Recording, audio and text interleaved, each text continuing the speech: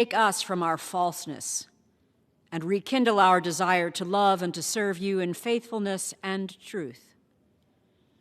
You own all that we value. You own the silver and the gold, the cravings of our hearts and the successes we achieve, all those things that we're inclined to place before our allegiance to you and deem more important than our obligation to steward this abundant wealth for the benefit of your creation. Fill this place with your Spirit. With the might of your word, speak to us of your power and purpose, that there will be no doubt in our minds that you alone are our desire. Everything we want, that we need, and that we have been given by your hand, that we would turn our hearts and minds to you and dedicate our efforts to ensure that all the people we serve, your people, would have the assurance of your provision, even when the world around them trembles, and the upheaval of these times threatens their well-being. Lord of the whole earth, sea and sky, to you may we give our whole selves, that what we do on this day would reveal your power and provision for the children of your creation, the very people you have entrusted to our care. In your mighty name we pray. Amen. The chair has examined the journal of the last day's proceeding and announces to the House the approval thereof. Pursuant to Clause 1 of Rule 1, the journal stands approved. The Pledge of Allegiance will be led by the gentlewoman from Michigan, Ms. Tlaib. I pledge allegiance to the flag of the United States of America and to the republic for which it stands, one nation, under God, indivisible, with liberty and justice for all.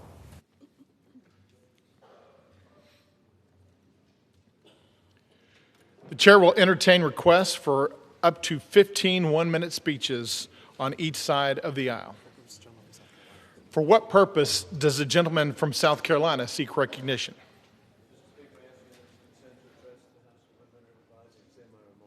Without objection, the gentleman is recognized for 1 minute.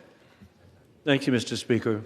The Schumer shutdown was proven irresponsible, achieving nothing, hurting American families. Last week, I joined with Republican colleagues in voting to open the government, as Republicans originally voted in September to keep it open. Now, with the 43-day Democrat shutdown, the longest in history, is over, the government can get back to work on behalf of the American people. The Democrat shutdown caused the loss of paycheck, destroyed jobs, delayed services to our military, and included the inconvenience and delay cancellation of flights worldwide. I am grateful for the leadership of President Donald Trump and Speaker Mike Johnson for promoting families first over failed political stunts. In conclusion, God bless our troops as the global war on terrorism continues. Trump is reinstituting peace through strength, revealing war criminal Putin lies, insulting Trump. Yesterday, attacking a Turkish flag tanker, causing evacuation in Romania, both NATO allies that we so value. Our prayers for the recovery of South Carolina native Jesse time has Jackson. expired. I yield back. For what purpose does the gentlewoman from Michigan seek recognition? I ask unanimous consent to address the House. The gentlewoman is recognized for 1 minute. Republicans have to decide if they're going to protect pedophiles or seek justice for survivors of sex trafficking and abuse. I sat across from survivors. Some of them were as young as 13 and 14 at the time. And they told us over and over again, follow the money. The Treasury Department, Mr. Speaker, is sitting on suspicious activity reports on Epstein's financial network detailing thousands of transactions totaling more than $1.5 billion. In fact, J.P. Morgan knew about these suspicious transactions for more than a decade. He had 134 accounts with J.P. Morgan, but they chose to look the other way and continue to profit. The corrupt administration would rather protect the rich and powerful, their billionaire donors, and stop the truth from coming out. Survivors of these horrific and systematic sexual abuse, they deserve justice, and public deserves to know the full truth. But don't be fooled. President Trump has the power to release the full, unredacted files right now without congressional action and end the cover-up today. For what purpose does the gentleman from Colorado seek recognition? Revise and extend my remarks. Without objection, the gentleman is recognized for 1 minute. Mr. Speaker, I rise today to recognize Colonel Rick Tremillos for his extraordinary dedication and service as Scoutmaster of Troop 66 in Colorado Springs. For years, Rick has served as a mentor and a role model to the Scouts of Troop 66. His commitment to the principles of Scouting has created a nurturing environment where Scouts are encouraged to grow into responsible, confident leaders. Rick's ability to connect with youth, guide them through challenges, and celebrate their achievements is a testament to his deep compassion and unwavering dedication. Under his guidance, Troop 66 has thrived. Rick has led countless campouts, service projects, and leadership training events, always with the focus on building resilience, teamwork, and respect. His mentorship has helped many Scouts earn the rank of Eagle Scout and, more importantly, has instilled in them a lifelong commitment to service and integrity. On behalf of all those whose lives he has touched, I extend my deepest gratitude and heartfelt recognition. Thank you, and I yield back. For what purpose does the gentleman from Massachusetts seek recognition? Without objection, the gentleman is recognized for 1 minute. Mr. Speaker, under Donald Trump, America is joining the ranks of other countries in all the wrong ways. Freedom House now lists us among nations where judges and prosecutors face political attacks. Reporters Without Borders says our press freedom has sunk to a historic low. And now Trump has crossed a line no U.S. president ever dared cross. He withheld food assistance that Americans were legally entitled to, blocking nutrition benefits, not because the country can't afford them, but because he thinks it helps him politically. In my work as co-chair of the Tom Lantos Human Rights Commission, I've seen brutal regimes use food as a weapon and leaders starve their own people to hold on to power. I never, ever thought I would see a U.S. president try to rip a page from the same playbook. What a shameful moment in our history, and I will continue to fight to end hunger now. I yield back. For what purpose does the gentleman from Mississippi seek recognition? The gentleman is recognized for 1 minute. Mr. Speaker, I rise today to recognize a distinguished public servant from Hancock County, Mississippi, Brian Hootie Adam, who will retire on December 21st, 2025, after more than 4 decades of serving his community. Hootie began his career in 1985 as a firefighter, answering the call when his neighbors needed him most. In 2003, he became director of Hancock Emergency Management Agency, a role he has carried with steady leadership for 22 years. During that time, he guided the county through many countless emergency destructive storms, and most notably, the unimaginable challenges of Hurricane Katrina. Through every crisis, Hootie was a source of strength, calm, prepared, and fully committed to protecting the people of Hancock County, Mississippi. His leadership saved lives, strengthened the emergency response across our region, and set a standard of service we should all admire. Mr. Speaker, I ask my colleagues to join me in thanking Hootie Adam for his extraordinary dedication and wishing him the very best in well-earned retirement. Mr. Speaker, I yield back. For what purpose does the gentlewoman from Michigan seek recognition? The gentlewoman is recognized for 1 minute.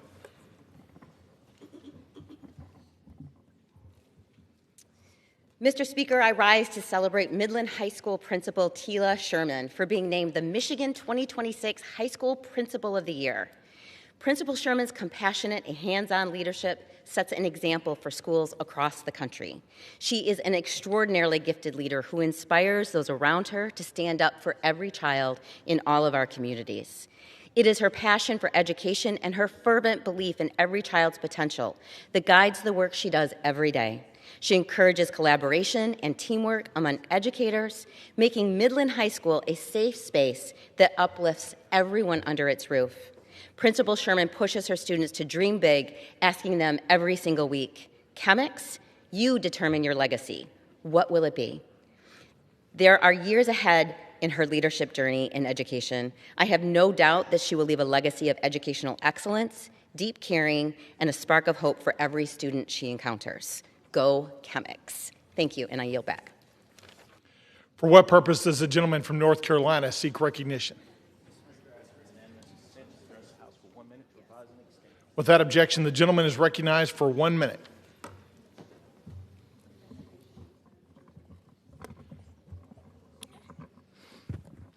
Mr. Speaker, as we recently celebrated veterans across the country, H.R.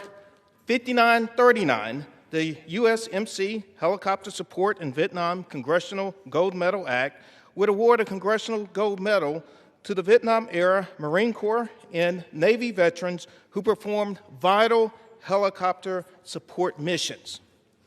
These flight crews executed incredibly risky and dangerous operations. They successfully carried out life-saving medical evacuations, transporting approximately 189,000 service members. Recognizing those who put their lives in harm's way to help out our wounded is long overdue. With the enactment of this bill, Congress can and must take the crucial step towards finally giving these brave veterans the hero's welcome they so deserve. Thank you, and I yield back. The chair lays before the House a communication. The Honorable the Speaker, House of Representatives, sir. I want to sincerely thank the committee for its graciousness in allowing me to waive onto the Committee on Natural Resources earlier this year. It has been a privilege to serve and to help advance environmental justices policies for the people of New York's 7th District and Puerto Rico. Thank you for the privilege of holding 3 committees over the past few years. I will continue to remain on small business and financial services. Effective this week, I will remove myself from the Committee on Natural Resources to make room for another member who wishes to take the opening. It has been an honor to contribute to the committee's mission, and I look forward to continuing to advance our shared priorities in other capacities. Signed sincerely, Nydia Velazquez, Member of Congress. Without objection, the resignation is accepted. What purpose does the gentlewoman from North Carolina seek recognition? Thank you, Mr. Speaker. By direction of the Republican Conference, I offer a privileged resolution and ask for its immediate consideration. The clerk will report the resolution. House Resolution 886. Resolved that the following named member be and is hereby elected to the following standing committee of the House of Representatives, Committee on Homeland Security. Mr. Fong. Without objection, the resolution is agreed to and the motion to reconsider is laid on the table. For what purpose does the gentleman from Massachusetts seek recognition? Mr. Speaker, by direction of the Democratic Caucus, I offer a privileged resolution and ask for its immediate consideration. The clerk will report the resolution. House Resolution 887. Resolved. Mr. Speaker, I ask unanimous consent that the resolution be considered as read. Without objection, the resolution is considered read. And without objection, the resolution is agreed to and the motion to reconsider is laid on the table. For what purpose does the gentlewoman from North Carolina seek recognition? Thank you, Mr. Speaker. Mr. Speaker, by direction of the Committee on Rules, I call up House Resolution 879 and ask for its immediate consideration. The clerk will report the resolution. House Calendar Number 47, House Resolution 879. Resolved that upon adoption of this resolution, it shall be in order to consider in the House any joint resolution specified in Section 2 of this resolution. All points of order against consideration of each such joint resolution are waived. Each such joint resolution shall be considered as read. All points of order against provisions in each such joint resolution are waived. The previous question shall be considered as ordered on each such joint resolution and on any amendment thereto to final passage without intervening motion except one. 1 hour of debate equally divided and controlled by the chair and ranking minority member of the Committee on Natural Resources or their respective designees. And 2, 1 motion to recommit or commit as the case may be. Section 2, the joint resolutions referred to in the first section of this resolution are as follows. A, the joint resolution, Senate Joint Resolution 80, providing for congressional disapproval under Chapter 8 of Title V United States Code of the rules submitted by the Bureau of Land Management relating to National Petroleum Reserve in Alaska Integrated Activity Plan Record of Decision. B, the joint resolution, House Joint Resolution 130, providing for congressional disapproval under Chapter 8 of Title V United States Code of the rules submitted by the Bureau of Land Management relating to Buffalo Field Office Record of Decision and approved Resource Management Plan Amendment.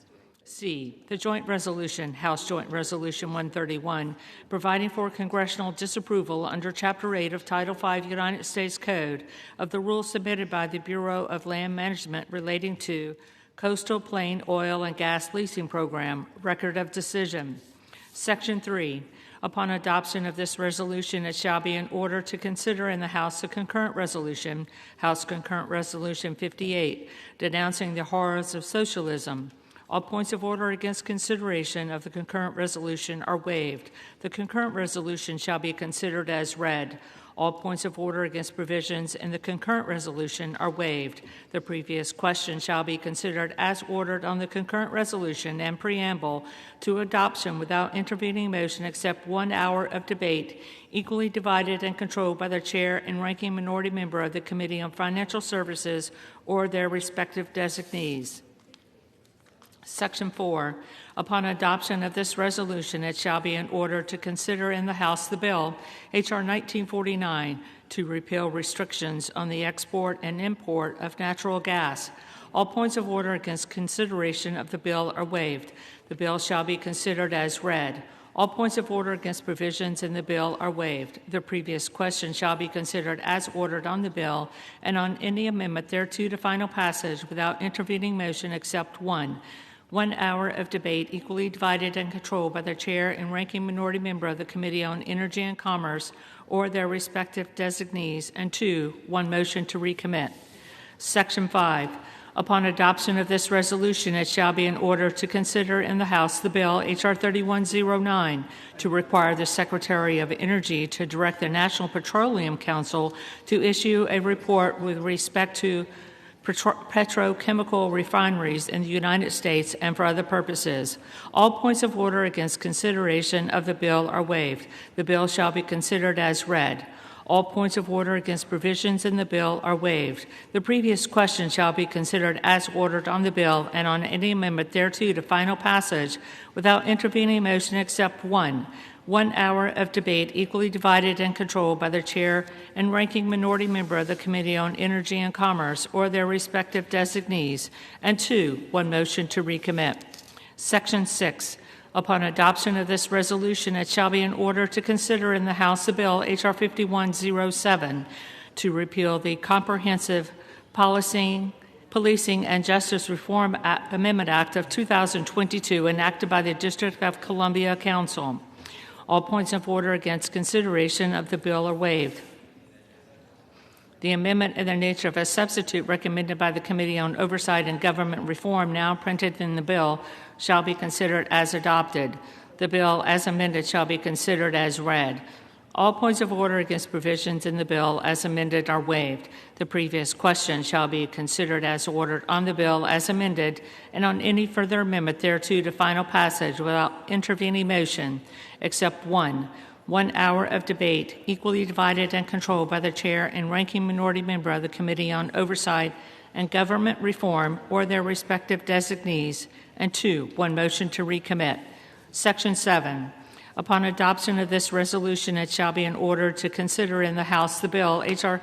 5214 to require mandatory pretrial and post-conviction detention for crimes of violence and dangerous crimes and require mandatory cash bail for certain offenses that pose a threat to the public safety or order in the District of Columbia and for other purposes. All points of order against consideration of the bill are waived. The amendment in the nature of a substitute recommended by the Committee on Oversight and Government Reform, now printed in the bill, shall be considered as adopted. The bill, as amended, shall be considered as read. All points of order against provisions in the bill as amended are waived. The previous question shall be considered as ordered on the bill as amended and on any further amendment thereto to final passage without intervening motion except one. 1 hour of debate equally divided and controlled by the chair and ranking minority member of the Committee on Oversight and Government Reform or their respective designees, and 2, 1 motion to recommit. Section 8. Upon transmission to the Senate of a message that the House has passed H.R. 4405, House Resolution 581 shall be laid on the table. The gentlewoman from North Carolina is recognized for 1 hour. Thank you, Mr. Speaker. For the purpose of debate only, I yield the customary 30 minutes to the gentleman from Massachusetts, Mr. McGovern, pending which I yield myself such time as I may consume. During consideration of this resolution, all time yielded is for the purpose of debate only. Mr. Speaker, I ask unanimous consent that all members have 5 legislative days to revise and extend their remarks. Without objection. Thank you again, Mr. Speaker. I rise in support of the rule and the underlying legislation. Yesterday, the Rules Committee met and produced a rule, H.Res. 879, providing for the House's consideration of 8 separate measures. The rule provides closed rules for consideration of S.J. Res. 80, H.J. Res. 130, H.J. Res. 131, with 1 hour of debate equally divided and controlled by the chair and ranking minority member of the Committee on Natural Resources or their respective designees for each joint resolution. The rule provides each such joint resolution 1 motion to recommit. Further, the rule provides closed rules for the consideration of H.R. 1949 and H.R. 3109, with 1 hour debate equally divided and controlled by the chair and ranking minority member of the Committee on Energy and Commerce or their respective designees for each bill. The rule provides each bill with a motion to recommit. Additionally, the rule provides for consideration of H. Con. Res. 58 under a closed rule with 1 hour of debate equally divided and controlled by the chair and ranking minority member of the Committee on Financial Services or their respective designees. The rule also provides for consideration of H.R. 5214 and H.R. 5107 under closed rules with 1 hour debate equally divided and controlled by the chair and ranking minority member of the Committee on Oversight and Government Reform or their respective designees on each bill. The rule provides 1 motion to recommit for each bill. Finally, the rule tables House Resolution 581 upon the transmission of a message to the Senate that the House has passed H.R. 4405. Mr. Speaker, after over 40 days of the Democrat government shutdown, the House has returned to regular order, and this majority is continuing to push forward with the America First agenda, the American people's agenda. All of these pieces of legislation we're considering today are in alignment with the American people's demand and President Trump's executive orders that we maintain a robust posture of American energy dominance. You know, Mr. Speaker, our Democrat colleagues have developed a strong proclivity to thumb their noses at the development of energy that comes from American soil. One must wonder why they choose to do that. They pay lip service to environmental protections and reducing greenhouse gas emissions, but it's just a fact that American oil and American natural gas are cleaner and more environmentally friendly than any of our global competitors. Why would they cede our dominance on the global stage in favor of hostile actors who lack even the most basic environmental protections? We are blessed as a nation to have vast repositories of natural resources that we can draw from and utilize accordingly. When we ignore the opportunities to harness these resources for our benefit, we deny ourselves the opportunity to grow more self-sufficient. H.R. 5214 and H.R. 5107, 2 measures reported from the Oversight Committee, focus on restoring law and order in our nation's capital city. a city that ought to be a model for the rest of the nation to follow.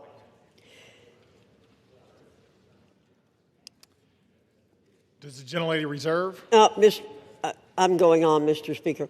H.R. 5214 would revoke cashless bail in the District of Columbia and would require mandatory pretrial and post-conviction detention for crimes of violence and other dangerous crimes. H.R. 5107 would repeal the Comprehensive Policing and Justice Reform Amendment Act of 2022 enacted by the District of Columbia Council. This act targeted police officers in D.C. for simply doing their duties, and it led to over 1,600 officers being removed from the city's force. Thanks to President Trump's efforts, the streets in D.C. are safer, and we have the opportunity through these two measures to add to that progress. Finally, Mr. Speaker, we have H. Conrad's 58, a resolution denouncing the horrors of socialism. Most of us here in this body recognize how dangerous the plague of socialism really is. We understand its history of failure and oppression. Throughout history, this ideology has collapsed into the most brutal of dictatorships, communist regimes, and outright totalitarian rule. Many are quick to avert their eyes and cover their ears when presented with facts about the horrors of socialism. How many individuals across the world have suffered and died because of it? This resolution will put everyone in this body on record. The American people will see who espouses this caustic ideology and those who reject it. I reserve, Mr. Speaker. The gentlewoman from North Carolina reserves. The gentleman from Massachusetts is recognized. Well, thank you, Mr. Speaker, and I thank the gentlelady from North Carolina for yielding me the customary 30 minutes, and I yield myself such time as I may consume. The gentleman is recognized. Mr. Speaker, Americans are working more and more for less and less. Almost every day I speak with young people who can't afford to start a family, can't buy a house, can't get ahead. I hear it from seniors who are struggling to survive on fixed incomes. I see it with my own eyes, moms and dads putting items back on the shelves in the grocery store because they can't afford them.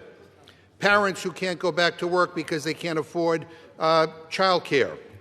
People whose health insurance premiums are doubling and tripling because this majority has failed to act. During election season, we heard from Trump and Republicans who swore up and down they would bring down prices. They promised the American people they would reverse inflation and focus like a laser on affordability. And they have broken that promise. They have betrayed the American people, and if you want more evidence of that, look at the bills on the floor today. More garbage, more culture war crap, more bills written by this Republican majority of, by, and for the billionaire class. Republicans moved heaven and earth to give tax breaks to the rich and powerful. That got done in a nanosecond. But if you're a regular person staring down next year's health care premium hikes and deciding whether to pay $1,000 more or put food on the table, the answer you get back from Republicans is let them eat cake. We are barreling toward another shutdown at the end of January. We could have spent the last 2 months working on passing the 9 appropriations bills Republicans still need to pass to stop another shutdown. And instead, they went on a taxpayer-funded paid vacation for 8 weeks.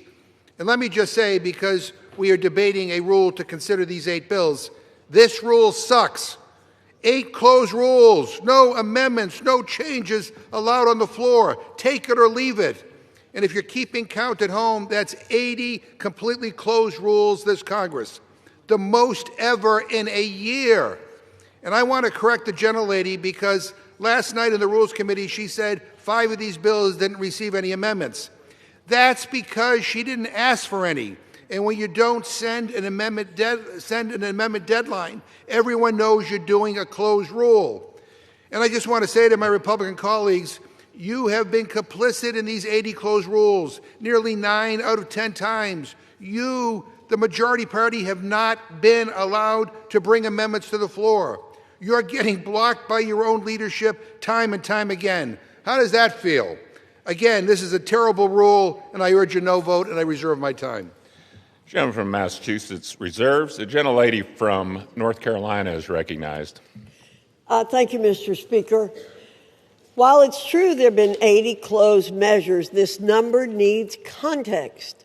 12 of the closed rules were in the rules package, which passed 2 weeks before the 119th Rules Committee even organized to begin meeting. Additionally, 25 measures were CRAs. They don't allow for an amendment. 16 were bills that received no amendments, meaning 41 measures were closed by definition. It's also important that 4 of the closed rules are duplicates from a previous failed rule. So in reality, only 27 measures have been closed by discretion of the committee. Additionally, the Rules Committee under Republican control has simply been more productive, producing more total rules than our colleagues ever did. For example, during the most recent Democrat-controlled Congresses, the Rules Committee produced 127 total rules in the 116th Congress and 163 in the 117th Congress. Contrast this to the 200 total rules in the Republican-led 118th Congress. For the 119th, we're on pace to once again produce nearly 200 rules for the Congress. So, Mr. Speaker, we're doing our job. We're not closing out debate. We're having plenty of debate. There's plenty of opportunities for our colleagues to offer amendments. Thank you. I reserve. Gentlelady reserves. Gentleman from Massachusetts is recognized. Mr. Speaker, a lot of words to justify the most closed Congress in history, the most authoritarian Congress in history. It would make Putin blush. Mr. Speaker, if we defeat the previous question, I will offer an amendment to the rule to provide for consideration of H.R. 6074, which would extend the Affordable Care Act enhanced premium tax credits for 3 years through 2028. We are in the midst of a health care crisis. More than 20 million Americans who get their health care on the ACA exchanges are going to see their premiums skyrocket next year. That includes 250,000 people in my home state of Massachusetts who are paying lower premiums and copays due to these tax credits, which Democrats created in 2021 and are set to expire at the end of the year. Let me read you some of the stories from folks in my district. Quote, I just received my letter and my monthly costs have gone from $1,287 to $3,026 for next year. As a working family with a daughter who has an autoimmune disease, we are struggling, and I'm working 50-plus hours a week just to pay the insurance, end quote. Another one, and I quote, with the Health Connector, I was paying $264 per month, acceptable seeing that I am healthy but not young. Without the advanced premium tax credit, my monthly premium will be just over $800 per month. I can't and I won't pay that. I will go without. This is happening across the country, and for the sake of millions of Americans and their health care, I urge my Republican colleagues to support this bill and vote no on the previous question. Mr. Speaker, I ask unanimous consent to insert the text of my amendment into the record along with any extraneous material immediately prior to the vote on the previous question, and I reserve. Without objection. Gentleman reserves. Gentlelady from North Carolina is recognized. Thank you, Mr. Speaker. I yield 2 minutes to the distinguished gentleman from Utah, Mr. Owens. Gentleman is recognized for 2 minutes. Thank you, Chairwoman, for yielding. Mr. Speaker, after blatant obstruction and prolonged delay on the part of congressional Democrats for over 40 days, the House has returned to regular order. It's good to be back, and it's about time. Today, we're here to advance 8 separate measures that meet the demands of the American people and strengthen President Trump's successful America First agenda. My constituents voted for the dissolution of the Biden bureaucratic barrage and for the safety of their communities, from bolstering American energy dominance to upholding law and order, strengthening the criminal justice system in the nation's capital, to rejecting the failed ideology of socialism. House Republicans continue to deliver measurable and substantial progress. I urge my colleagues to support the rule and the 8 underlying pieces of legislation. Let's continue delivering wins for the American people. Thank you. I yield back. Gentleman yields back. Gentlelady from North Carolina reserves. Gentleman from Massachusetts is recognized. Mr. Speaker, shortly on the floor, Republicans are about to finally bring up the Massey Counter bill to release the Epstein files. We had to drag this leadership here kicking and screaming. And I appreciate their sudden and stunning change of heart on this issue. But I want to state for the record that the Republican leadership has tried to block this day for months and months and months. And I also want to state for the record that Donald Trump could release these files on his own, today, right now, right this very second. He doesn't need to wait for Congress to pass the bill. He could release the files himself, but he won't. That is why we are here, because he refuses to act. Meanwhile, the Republican majority has blocked transparency at every turn. They stonewalled in committee. The gentlelady from North Carolina and every Republican on the Rules Committee voted 9 times to block my amendment to release the Epstein files. 9 times. Republicans were so afraid of my amendment that Speaker Johnson shut down the Rules Committee and sent us home early in July. And then he refused to swear in a new member of Congress for weeks because she promised to be the 218th signature to force this bill forward. Only four Republicans signed the discharge petition. Every single Democrat signed on. In a few moments, I'm going to yield time to Representative Massey, who has been the Republican leader of this effort in the House, alongside Representative Khanna on the Democratic side. And here's why I'm doing that. This bill should be getting a full hour of debate on the floor. But Speaker Johnson, I guess at Donald Trump's direction, is throwing every procedural gimmick at the wall to see what sticks. And he's trying to limit debate on the floor because for some reason he is very, very afraid of talking about this. So that's why I'm donating a significant chunk of my time to members who have been silenced by the Speaker for the terrible crime of demanding truth and transparency. Now, if I had to guess, most Republicans will probably vote in favor of releasing the files. But they're not voting yes because their conscience changed.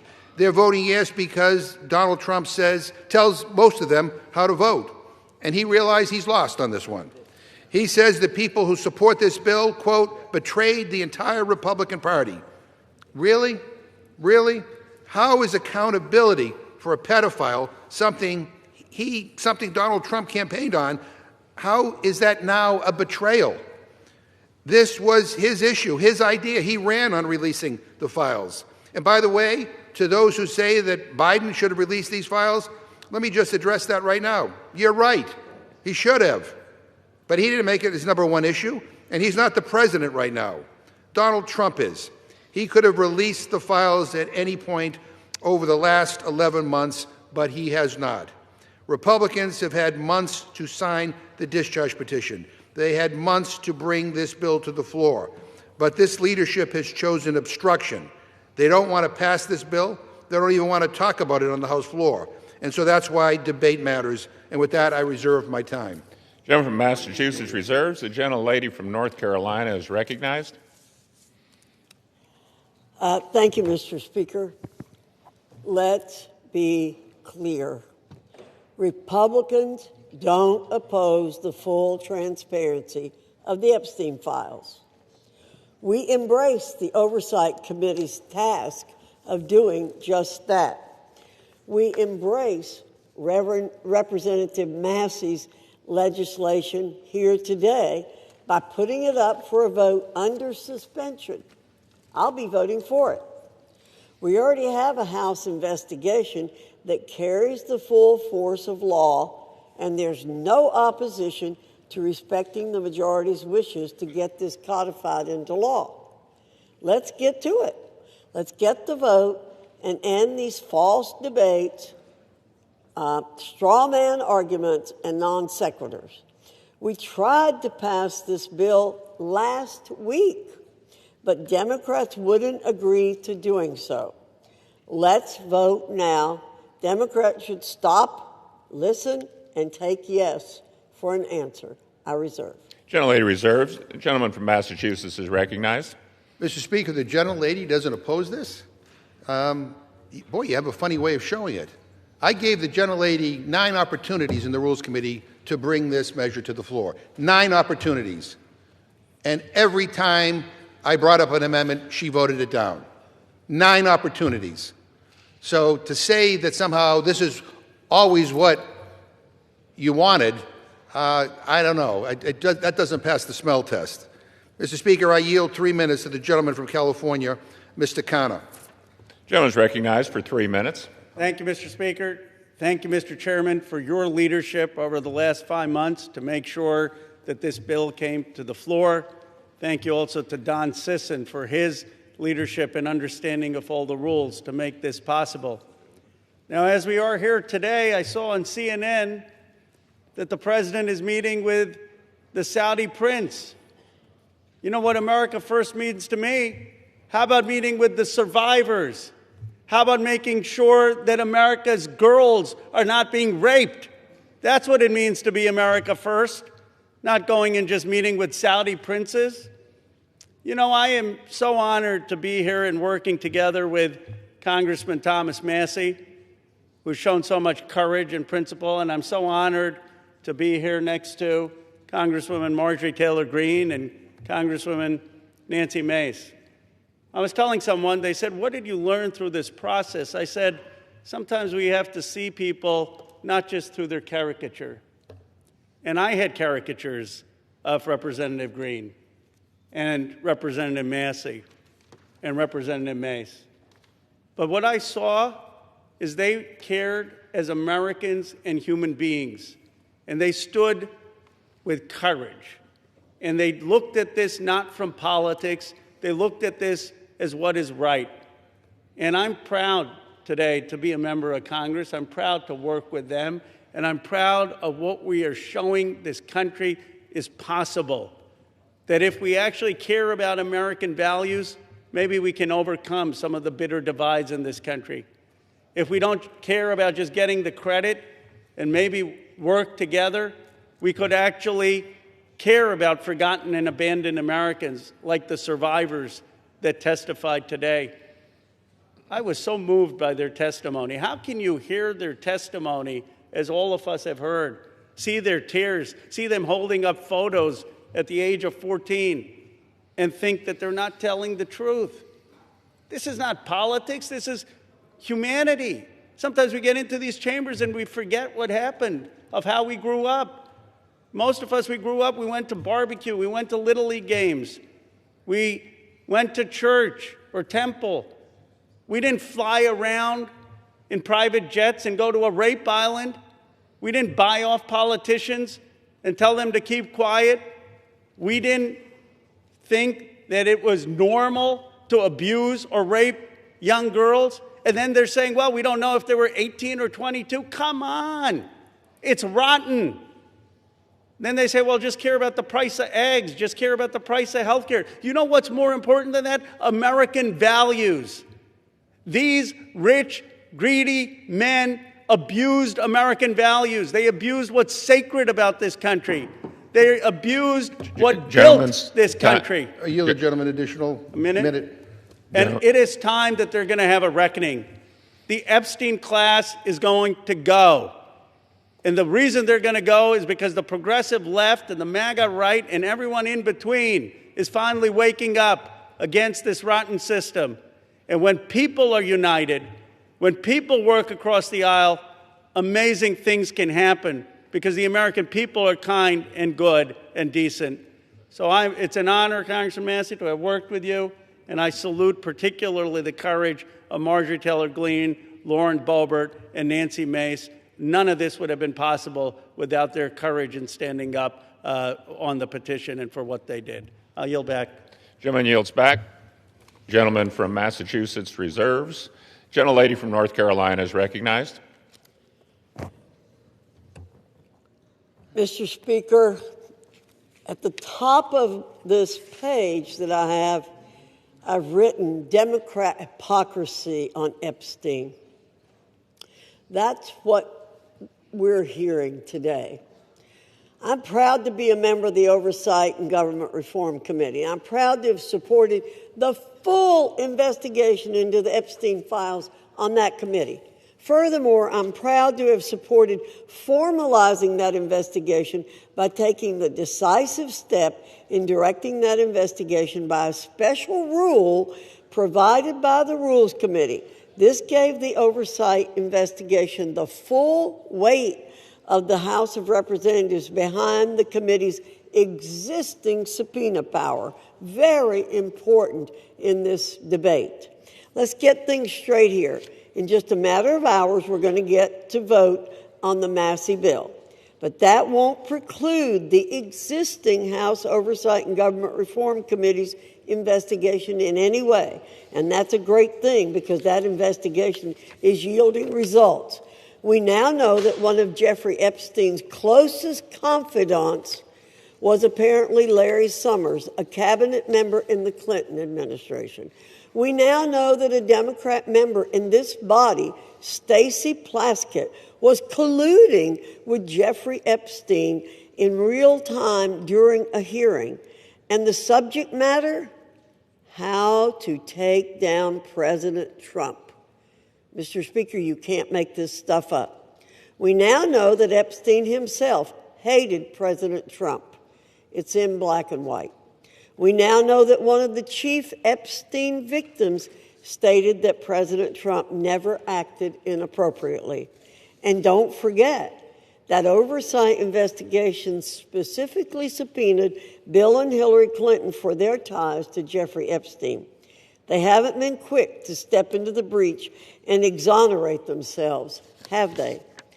But the truth will continue to come out as it has because of Republicans and a current Republican-led House Oversight and Government Reform Committee investigation, one that already carries the full force of law. Let's see where that leads. I reserve. Gentlelady reserves. The gentleman from Massachusetts is recognized. Mr. Speaker, the gentlelady says that just trust her and the Republican leadership. And I got to tell you, I can't after what I saw unfold over these last several months. Obstruction and using every maneuver possible to avoid this moment where we're having here today. And I want to say that for the record, it doesn't matter whether there's Republicans or Democrats or independents that are implicated in these files. We believe in accountability for everybody who abuses young women, and we believe in justice. And that is kind of what's uniting many of us on this, on this side of the aisle here today. And I just want to, I want to thank Representative Connor for his leadership. I want to thank Representative Massey, Representative Green, and Representative Mace for their courage and for their willingness to stand up for what is right. We don't agree on very much, but we do agree that there ought to be accountability when young women are abused, and so that's what this is about. So, Mr. Speaker, I ask unanimous consent that the gentleman from Kentucky, Mr. Massey, control the remainder of my time. Without objection. The gentleman from Kentucky is recognized. Mr. Chairman, may I inquire as to how much time I have? You have 17 minutes remaining. I yield myself 2 minutes. The gentleman is recognized for 2 minutes. Mr. Speaker, today's an extraordinary day in this chamber. If my colleagues will vote for this measure, we'll see justice triumph over politics. Truth will triumph over deception and obfuscation. Transparency will triumph over dark money. Partisanship will fall away to bipartisanship. Grassroots, the people, will reclaim the people's house with this vote. It's going to be a victory for survivors, not just survivors of the Epstein sex trafficking scandal, the 1,000 survivors that exist. Some of them are victims. They're no longer alive. Some have committed suicide. They share one thing in common. Their youth was robbed from them. Much of their lives were robbed from them, but they're claiming it back. We're going to help them claim that back. But it's not just a victory today, if this vote prevails for those survivors. It's a victory for every person, man or woman, boy or girl, who's been victimized sexually in this country. Anybody who's been a victim of sexual assault, or maybe they've been victimized by a family member. Maybe it's not a billionaire. But they're all waiting and watching to see what we do today. They're wondering, if I go to mom or dad, will anything happen? If I go to the sheriff, will anything happen? Well, we have a chance today to make something happen, something that's not happened, something that should have happened decades ago, and that is to get justice for these victims and survivors and transparency for America. That's what this vote is about today. And I reserve the balance of my time. Gentleman from Kentucky reserves. The gentlelady from North Carolina is recognized. I reserve. Gentlelady reserves. Gentleman from Kentucky is recognized. I now yield 5 minutes to the gentlewoman from Georgia, Mrs. Green. The gentlelady from Georgia is recognized for 5 minutes. Thank you, Mr. Speaker. I proudly rise today in a bipartisan effort to release the Epstein files, finally, after 5 administrations have covered it up. Earlier today, I attended the press conference where the survivors, they're not victims, the survivors of Jeffrey Epstein's sexual abuse and sex trafficking told their stories. And they told stories about how it started back in 1991, 1996, and they continued on through the decades. And they told stories about how they told someone and tried to get help. They told the FBI, and they weren't listened to. And they told law enforcement, and no one did anything. And these women don't just number a few. These women number around 1,000 women. And they are victims of something that's unthinkable. And this should have never, ever happened. This was the biggest fight I think I've seen in Washington, D.C. This is my 5th year here. And this was a fight that we should have never had to wage. It should have been the easiest thing for every single member of Congress. It should have been the easiest thing for the Speaker of the House. It should have been the easiest thing for the President of the United States to release all the information, every single file, on behalf of these American women. These American women aren't rich, powerful elites. They do not have someone paying for their airline tickets or paying for their trips or paying for their expenses every time they try to do something to get this information out. These are your average Americans. And you want to know what the Epstein files represent, the cover-up represents to average Americans? It represents the failures of the federal government and Congress to the American people. And that is what people rose up about in 2024. They wanted and demanded transparency from their government and for Americans finally to be put first.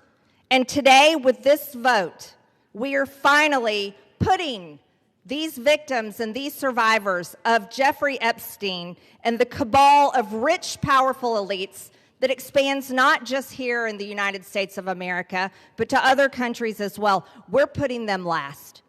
And that is exactly what Americans want. You see, for far too long, Americans have been put last. And they're sick of it. They're sick and tired of it. And this is why they don't trust Congress. This is why they don't trust the government.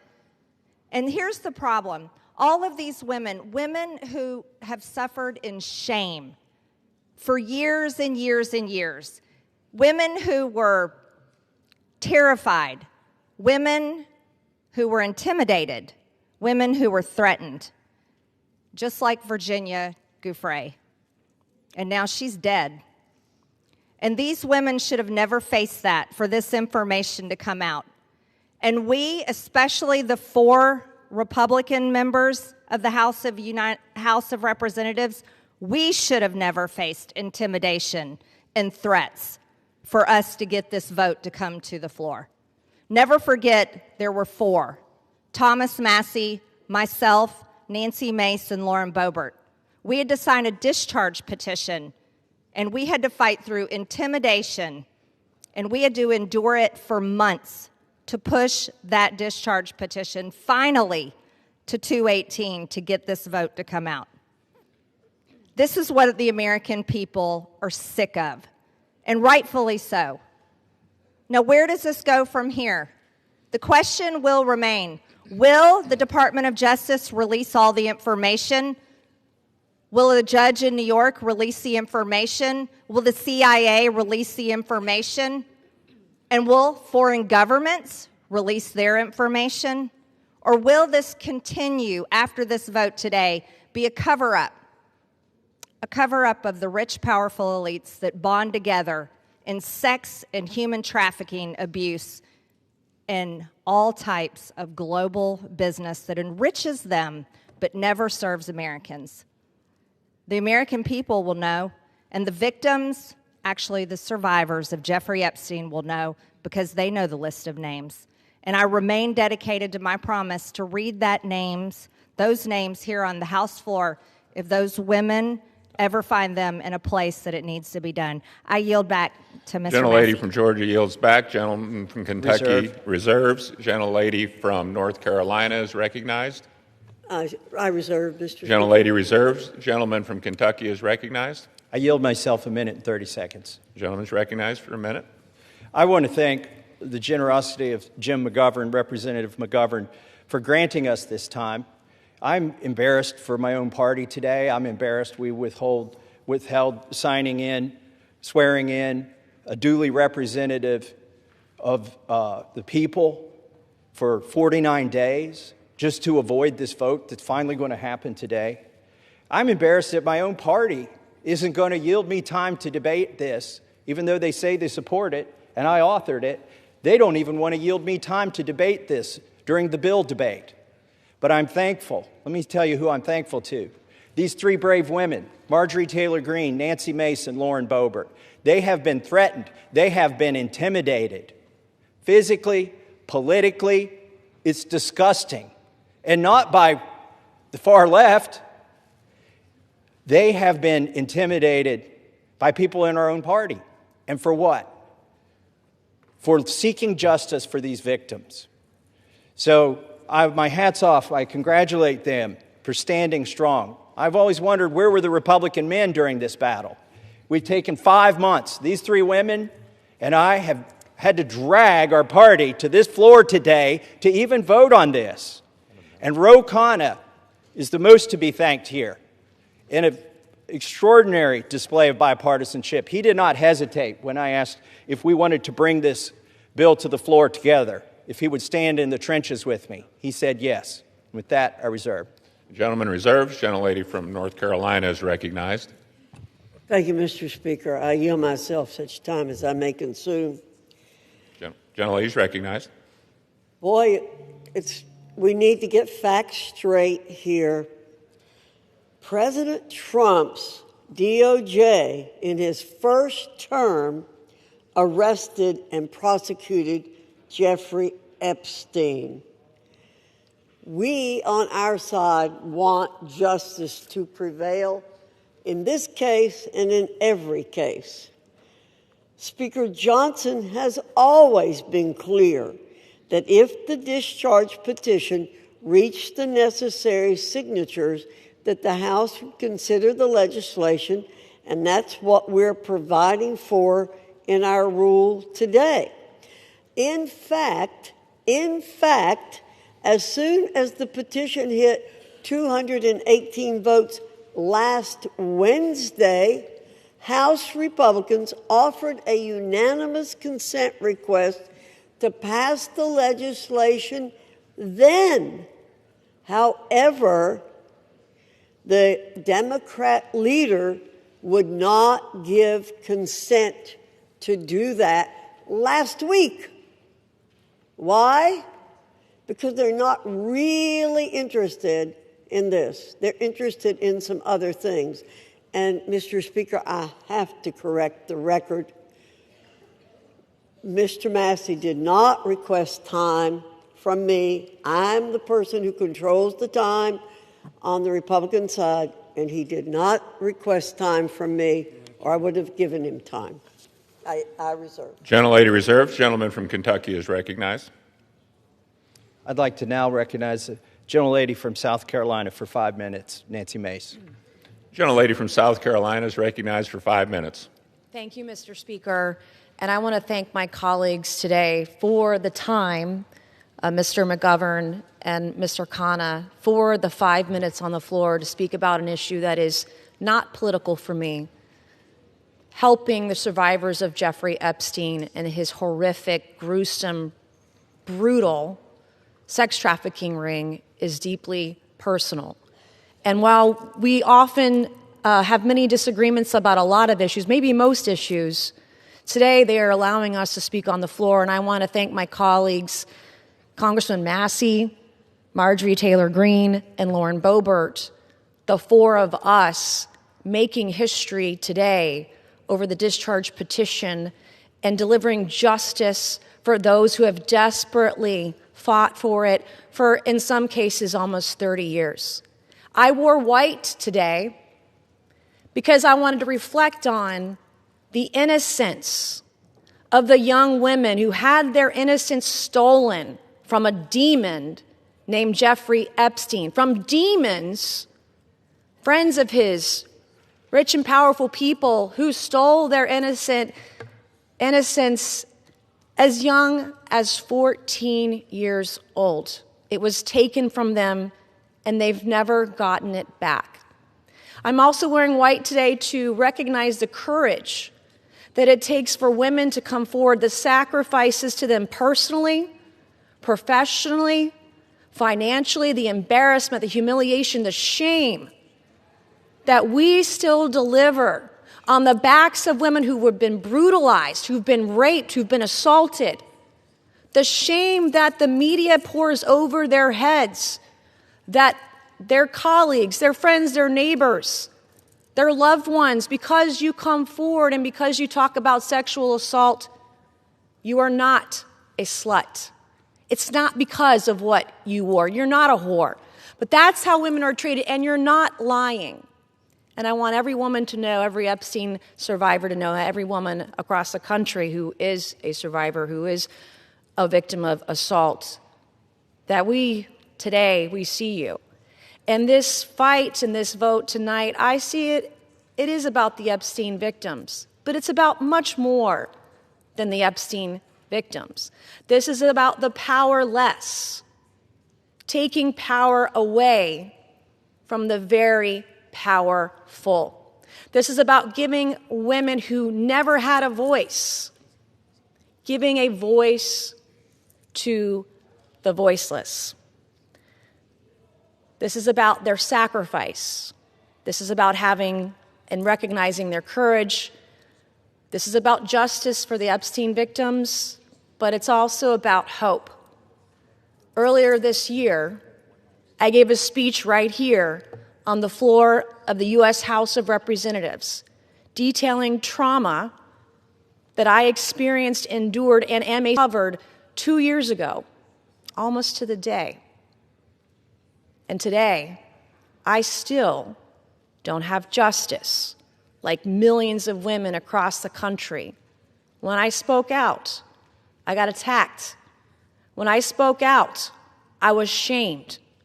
When I spoke out, I was defamed and smeared, and that goes on today, right now, in the present. God sure has a funny way of working through us. I, like many of the Epstein survivors and many other survivors across the country, I don't think I will ever heal from the destruction my abuser did to me. But I can heal by being a vessel and being a voice for all those who need it, and that's why we are here today. That is why I will never abandon a single survivor ever, and I will never waver. I spent my morning talking to law enforcement and others about another potential Jane Doe number 5, who may be another sexual assault victim in the case that I uncovered 2 years ago. It's very difficult for us to come forward, but I want to thank the women who have, the Epstein victims, the victims in the case that I uncovered. I want to thank all of you for being a voice, for giving me hope. Maybe one day I too can get justice. Thank you, and I yield. Gentlelady yields back. Gentleman from Kentucky reserves. Gentlelady from North Carolina is recognized. Thank you very much, Mr. Speaker. Our colleagues want Americans to believe that this discharge petition and underlying legislation are the be-all and end-all in this investigation. However, it's House Republicans who've worked tirelessly to achieve true justice for victims. To date, the significant information that has come out has come from the Oversight and Government Reform Committee as a result of its issuing 13 subpoenas. We've released 65,000 pages of documents from the Department of Justice, the Epstein estate, which was not mentioned in the underlying legislation, former U.S. attorney, and others. Let me state again, the unanimous consent request to pass the legislation immediately last week was blocked by the minority leader. Full stop. If Democrats truly cared about finding justice immediately for victims, this legislation would have been passed last week. Instead, they want political theater to capitalize on. House Republicans, on the other hand, remain focused on truth, accountability, and delivering real justice for Epstein's victims, not political points. I reserve. Reserves. Gentleman from Kentucky is recognized. Mr. Speaker, may I inquire as to how much time I have remaining? Gentleman has 5.5 minutes remaining. I yield myself 3.5 minutes. Gentleman is recognized. Mr. Speaker, all that is necessary for evil to prevail is for good men to do nothing. And we've had a lot of good men doing a lot of nothing on the other side of the aisle until we did something. 3 brave women and myself and the Democrat caucus. We did something. And then what did they do? They've opposed us every step of the way. They've lied about the legislation. Let me tell you some of the lies they've told. They've said that it doesn't protect victims. Well, if that is so, why were dozens of victims with us today at a press conference urging this body to pass this legislation? It's because this legislation specifically protects victims. They've said this legislation does not prevent the release of child pornography. Of course it does. We have a specific provision in our legislation to prevent that. They've said so many falsehoods about this legislation, but now they're going to vote for it, hopefully enthusiastically. But really, they've been drugged to this. Our judicial system is broken. If it were working, there wouldn't be 1,000 victims who haven't seen justice yet. They are victims of the Epstein class.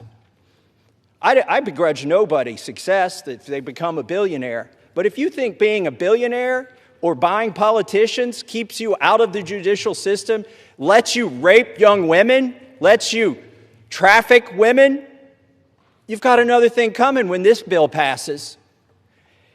Do not let the Senate muck this up. There have already been efforts to derail this, our discharge petition. The Oversight Committee has released thousands, tens of thousands of documents. That's fine. Keep working. How many names have you released? 0. You are still protecting, or the DOJ is protecting, pedophiles and sex traffickers. The time for that to stop is now. Now, our speaker says, oh, this bill needs amended in the Senate, and specifically, he's trying to create a loophole. He's trying to categorize the pedophiles as victims. He's saying, oh, we don't embarrass the people that went to the rape island. We should protect those names against unreliable accusations. Is he calling all of these victims unreliable? They've testified to the FBI. The FBI has these names in their possession. I asked the FBI director in a hearing, have you looked at the documents? No, he trusts everybody that's been there for decades. That is wrong. Do not let the Senate muck this bill up. And if you're a party to that in the Senate, you are part of this cover-up that we are trying to expose. I am sorry if one of your billionaire donors is going to get embarrassed because he went to Rape Island. That is what they have coming. In fact, they need to be on the other side of bars, a lot of them. Some of them will be embarrassed, but some of them need to go to prison, and the survivors know that. So how will we know if this bill has been successful? We will know when there are men, rich men, in handcuffs being perp-walked to the jail. And until then, this is still a cover-up. I urge my Senate colleagues, do not muck up this bill. The president has already said he will sign it. That means he will sign the bill that we have here today. Do not change this bill. He is ready to sign it. Give it to him. Put it on his desk. Let's get justice for these victims. With that, I reserve. The gentleman from Kentucky reserves. The gentlelady from North Carolina is recognized. Reserve. The gentlelady reserves. Is the gentlelady prepared to close? Yes, I am, Mr. Speaker. The gentleman from Kentucky is recognized. I yield the remainder of my time to Ranking Member Mr. McGovern. The gentleman from Massachusetts is recognized. Thank you. And first, let me say how much I admire the courage of my Republican colleagues who are beside me here today. Mr. Speaker, at the end of the day, this is not about us, and it's not about politics. This is about the survivors, young girls who were exploited by powerful men, men who use money and power to take advantage of girls, some as young as 11 years old. The President of the United States calls it all a hoax. Can you imagine that? What an evil and disgusting thing to say. These young girls, now women, the survivors, what happened to them was horrific. They were sexually abused, many of them for years, and the President of the United States calls it all a hoax. What kind of messed up, sick-in-the-head, immoral person says something like that? This bill is about making sure powerful men are held accountable. It's about demanding truth and transparency for the American people. Now, Republican leaders in this House lost control of the story.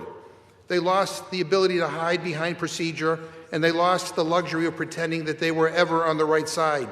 The American people see it, survivors see it, and history will see it. And listening to the Speaker of the House's press conference today, I mean, it sounds like he basically wants to kill this whole thing. He's trying to obstruct and derail the process. Why the hell is he fighting so hard to do the opposite of what the survivors want? What an awful, awful thing to do.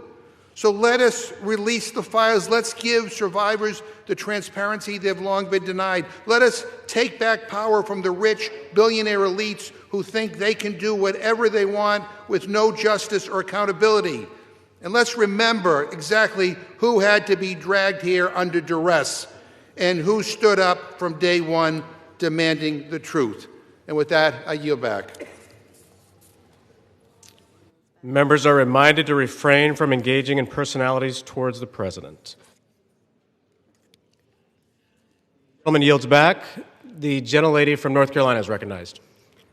Thank you, Mr. Speaker.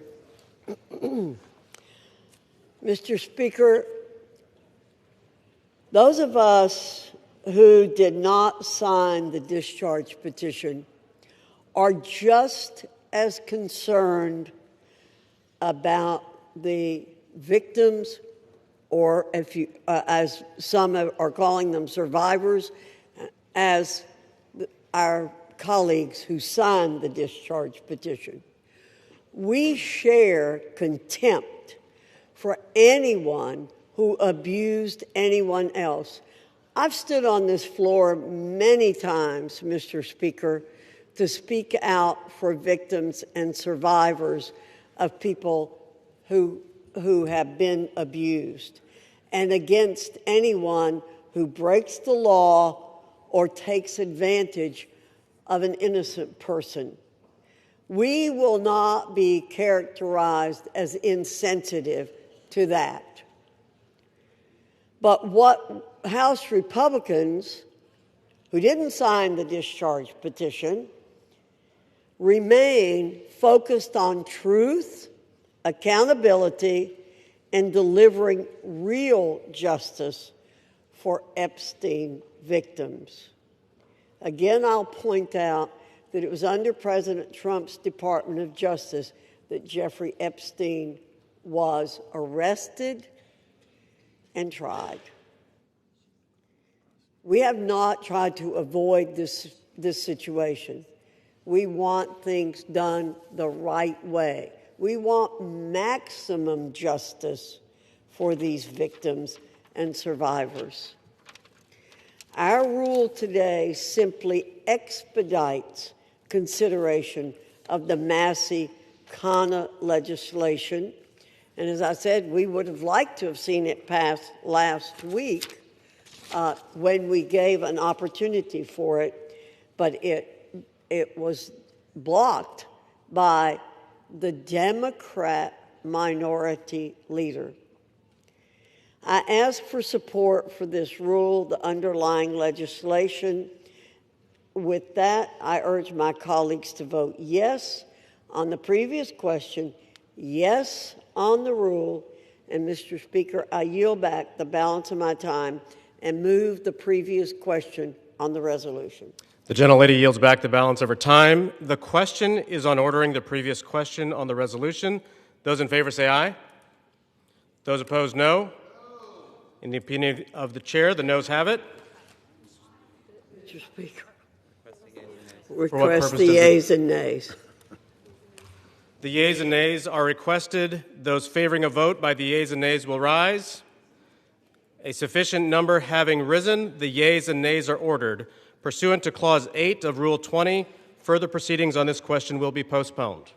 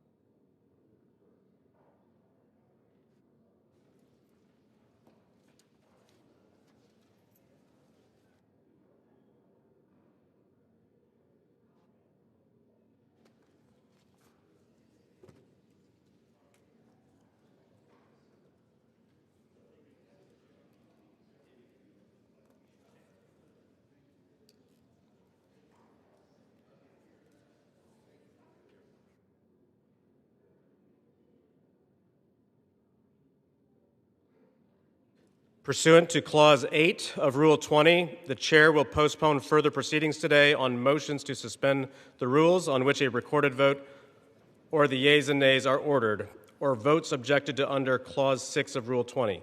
The House will resume proceedings on postponed questions at a later time. For what purpose does the gentleman from Ohio seek recognition? Mr. Speaker, I move to suspend the rules and pass H.R. 4405. The clerk will report the title of the bill. H.R. 4405, a bill to require the Attorney General to release all documents and records in possession of the Department of Justice relating to Jeffrey Epstein and for other purposes.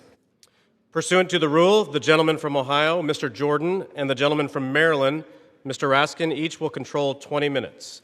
The chair recognizes the gentleman from Ohio. Mr. Speaker, I ask unanimous consent that all members have 5 legislative days in which to revise and extend their remarks and to insert extraneous material on H.R. 4405. Without objection. Mr. Speaker, I yield myself such time as I may consume. The gentleman is recognized. We all support holding bad guys accountable, and we're all going to vote for this resolution. But I think a little perspective is important. Democrats have spent 6 months talking about Epstein, even though they had 4 years to do something about it. Now, why would they do that? Why would they do that? Maybe it's to go after President Trump. Never forget, they shut down the government for 43 days. They said, don't worry about our military, don't worry about air traffic controllers, don't worry about our economy, don't worry about American families. No, no, no. Close the government for a month and a half because it might hurt the president. For the past decade, there's been one constant for Democrats. One constant: go after Trump. They spied on his campaign. Then it was Mueller. Then it was impeachment 1. Then it was impeachment 2. Then it was all the lawfare. Alvin Bragg, Fonnie Willis, Letitia James. Then it was Arctic Frost investigation at the Justice Department, surveilling United States senators and congressmen and a whole host of other Americans. Then it was Jack Smith. and his gag orders and his raiding President Trump's home. Then it was a 43-day shutdown, and now it's Epstein. And by the way, the same party that did all that, they were also the ones who were texting with Mr. Epstein during a hearing where Michael Cohen was their witness in another effort to go after the president. Americans see through it all, and frankly, it's actually kind of sad. This obsession, this syndrome, this mindset that says we got to go after President Trump no matter what that they have. And when I think about it, I think it's because President Trump and Republicans have accomplished so much that they told the voters they were going to accomplish in the 2024 election. We're actually doing what we said we were going to do. President Trump said he was going to cut taxes, and he did. President Trump said he would secure the border, and he did. President Trump said he'd get men out of women's sports, and he did. President Trump said he would make sure Iran doesn't have nuclear capability, and he did. And he said he would get the hostages out of Gaza back into Israel, and he did. All in 9 months. So I don't know what causes this mindset, this syndrome that the left has, but I know one thing. It is real. Which brings me to last week. Think about what the Democrats did last week. The Democrats released an email that the Oversight Committee had obtained from the estate, an email from Mr. Epstein to Ms. Maxwell. When the Democrats released it, they redacted the victim's name, something we all support, something everyone supports, except in this case, no court had ordered that name redacted, no agency had redacted it, and the estate didn't redact it. And the victim had already went public. So why black out her name? Why black out her name? Because she had said in her book and had testified under oath that she never saw any wrongdoing by President Trump. So think about what they did. In an email between two criminals, Mr. Epstein and Ms. Maxwell, in an email between two criminals, they hide the name of an individual who had went public and exonerated the president, and we know why. To distort and twist the message because they thought it might harm the president. Their position, cover up the names of people who are already public, but don't worry about other innocent people who the court said should remain private. Again, I think the American people see through it. They see through what the Democrats are doing. The American people know what this is. They know Democrats have nothing else to run on because of the success of this administration. So I say let's vote yes on this resolution, and then let's get focused on making sure we're doing what the American families elected us to do. With that, I reserve.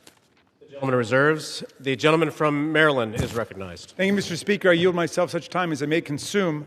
The gentleman is recognized. Today, 4 months and 3 days after Mr. Khan and Mr. Massey introduced their discharge petition, perhaps the most famous discharge petition in American history, the People's House unites across party lines to draw a moral line. We draw a line against the rape and sexual violation of children. We draw a line against the global criminal trafficking of girls and young women to service the pleasure of rich and powerful men who believe they are beyond all law and all morality. We draw a line to put the voices of the victims and the survivors first.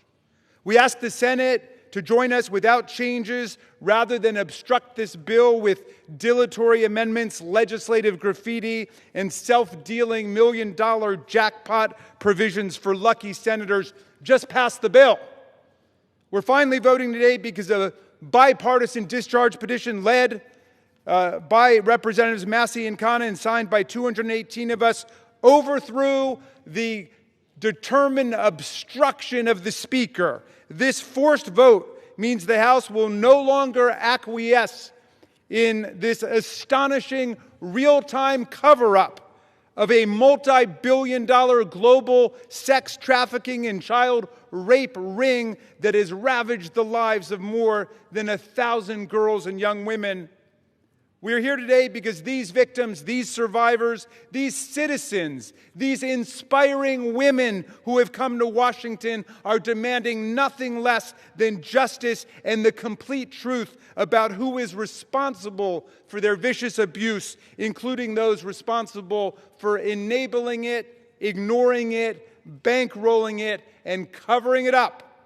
We join them today in rejecting any more dangerous lies about the crimes they suffered. No, child sex abuse is not a hoax. It's a crime. Human trafficking is not a hoax. It's a crime. These crimes are a curse on children and young people across America, in universities and elementary schools, in churches and mosques and synagogues, in Boy Scout troops and college sports teams and summer camps. Anywhere the powerful and the rich believe they've got the opportunity and the impunity to exploit the young, the poor, the powerless, and the vulnerable. We must face the truth and find the co-conspirators still at large in one of America's most extensive and sophisticated sex trafficking and child abuse rings in history. Release of the file will expose the role of everybody who facilitated and covered up these crimes, like J.P. Morgan Chase, Bank of America, Deutsche Bank, and Bank of New York Mellon, which executed billions of dollars in transactions related to these offenses, as well as any bank executives who participated in the sexual abuse of girls and young women. We must expose everyone who covered up these crimes, like Alex Acosta, the former U.S. attorney in Miami, Donald Trump's labor secretary, who gave Jeffrey Epstein an unbelievable sweetheart plea deal, immunized the unnamed conspirators, and killed an investigation into Epstein's financial crimes that could have brought down the entire criminal network. And with that, I'm going to yield. I'll reserve the balance of my time. The gentleman reserves. The gentleman from Ohio is recognized. Thank you, Mr. Speaker. I yield 4 minutes to the distinguished chair of the House Oversight Committee, Mr. Comer, the gentleman from Kentucky. The gentleman from Kentucky is recognized. Thank you, Mr. Speaker. As chairman of the House Oversight Committee, I've always believed that sunshine is the best disinfectant. For years, the American people have demanded transparency about Jeffrey Epstein and Ghislaine Maxwell's horrific crimes and about the federal government's failure to protect the victims. The House Oversight Committee is conducting a thorough review of the federal government's investigation into Epstein. Our work goes far beyond the legislation before us today. We are committed to accountability, transparency, and justice for the American people and for the survivors of these appalling crimes. To date, the Oversight Committee has released more than 65,000 pages of documents, issued 13 subpoenas, and conducted interviews with 2 key witnesses, both of whom were Republicans. The Trump administration has provided us with Department of Justice materials and access to suspicious activity reports. Unfortunately, throughout this investigation, Democrats have chosen to manufacture yet another anti-Trump hoax instead of pursuing justice. They have mischaracterized witness testimony and selectively released documents complete with targeted redactions in an effort to smear President Trump. For example, former U.S. Attorney General Bill Barr, who oversaw the 2019 Epstein investigation, stated clearly under oath that the prosecution team found no evidence that President Trump committed wrongdoing.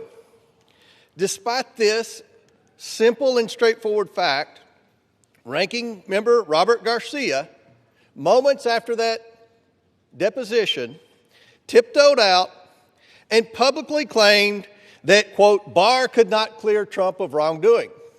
That was a lie, and we have the transcript to prove it. I invite the media to read the transcript. When the Oversight Committee interviewed former U.S. Attorney for the Southern District of Florida, Alex Acosta, Democrats whipped themselves into a frenzy trying to manufacture a gotcha moment, but they failed. Mr. Acosta dismantled the Democrats' narrative. His testimony confirmed there was no contact between President Trump and Mr. Acosta and no connection between President Trump in the Epstein case. Next, Democrats resorted to selective leaks and doctored documents to mislead the American people.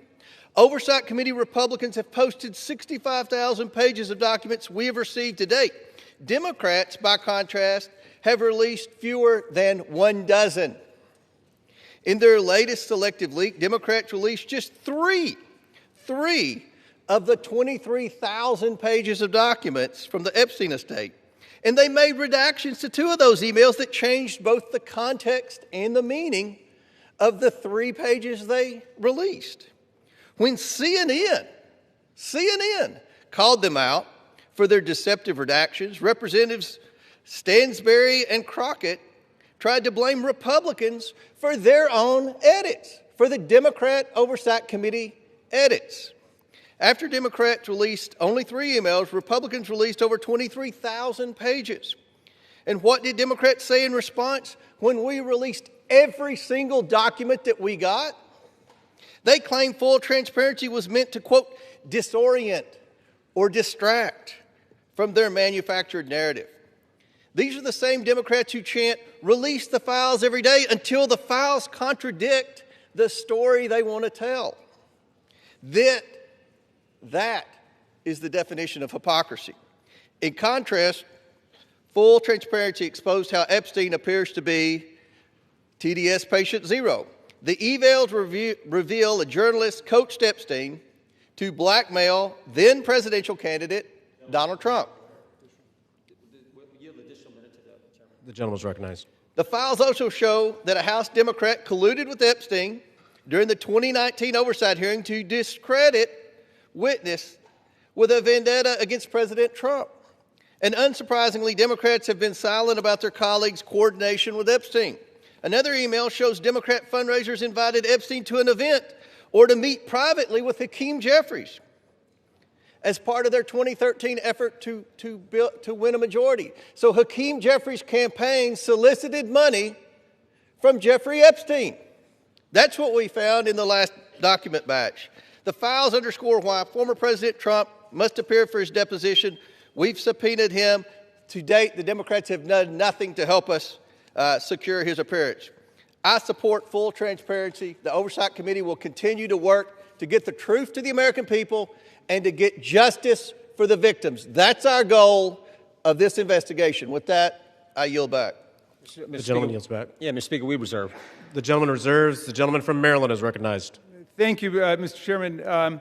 I should just point out that we've heard now from the 2 distinguished chairmen of the Judiciary and the Oversight Committee, and they've spoken almost exclusively to denounce Democrats. We have a bipartisan coalition here demanding the truth about the largest child sex abuse and trafficking ring, perhaps in American history, certainly in this century, and they want to just throw stones at the Democrats. What a remarkable failure of leadership we're seeing from the other side. And I imagine that the chairman of the Oversight Committee will follow up his spectacular failure in trying to impeach President Biden with his spectacular failure in trying to block the resolution we brought to the floor today. I'm happy to yield 1 minute.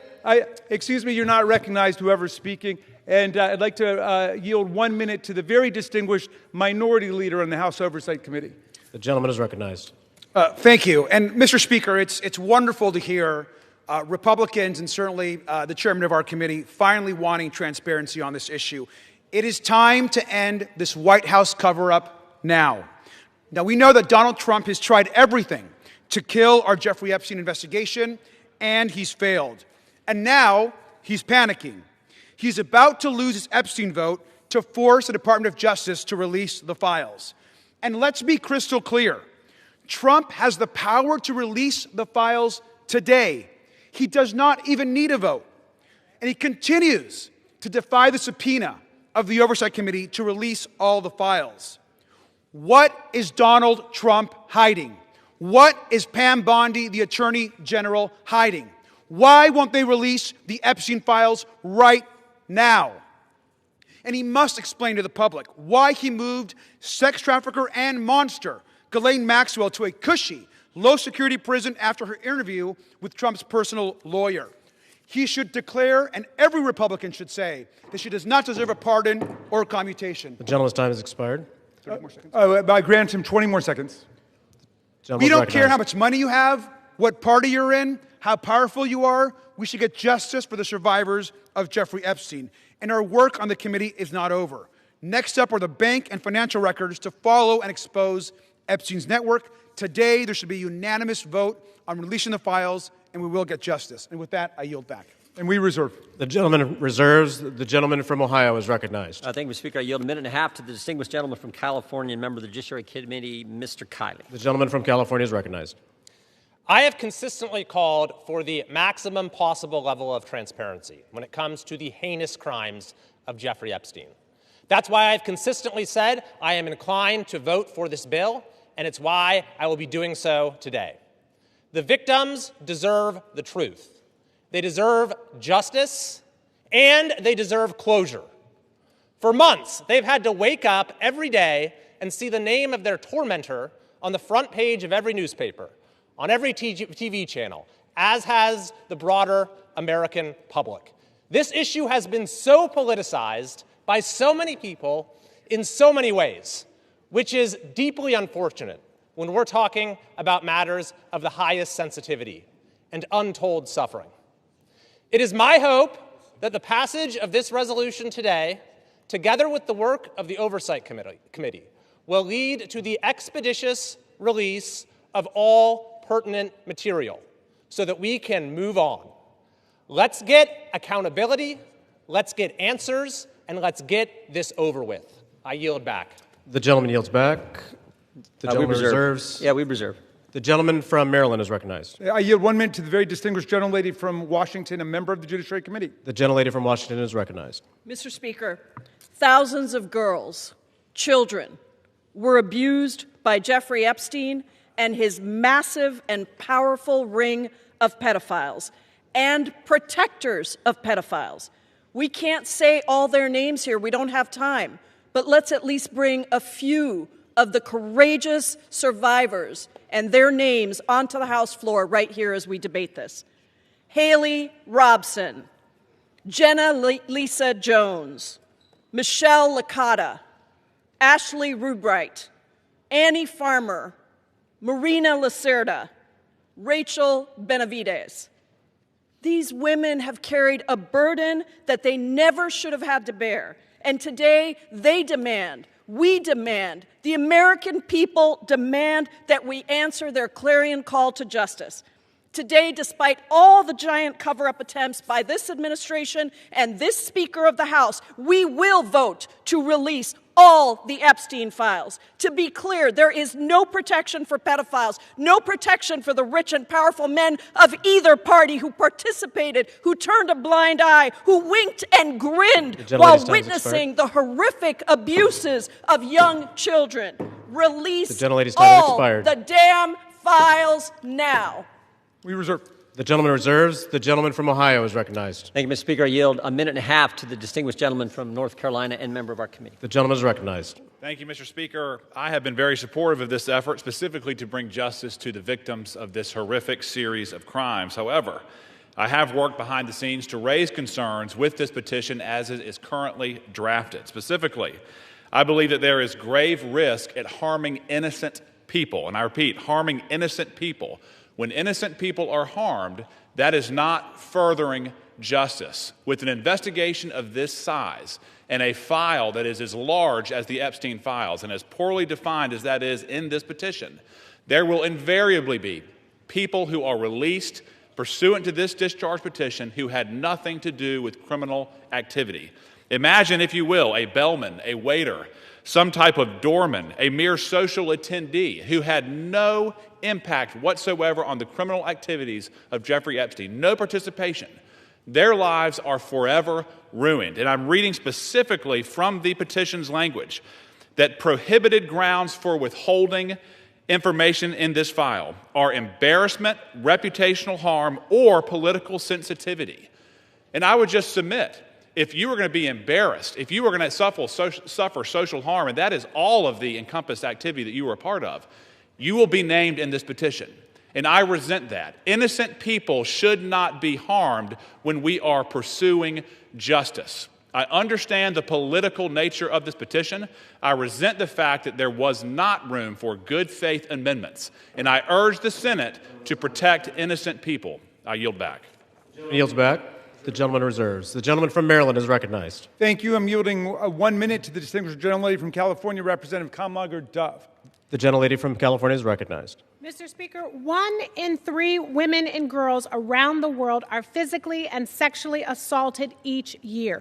Of the 152 women in this body, that means 51 women. It includes your daughters, your sisters, your nieces, your mothers. And with the Epstein files, we have a chance to change that. But real talk, the administration doesn't need a discharge petition. It has not complied with the subpoena, and it has the power to release the files today.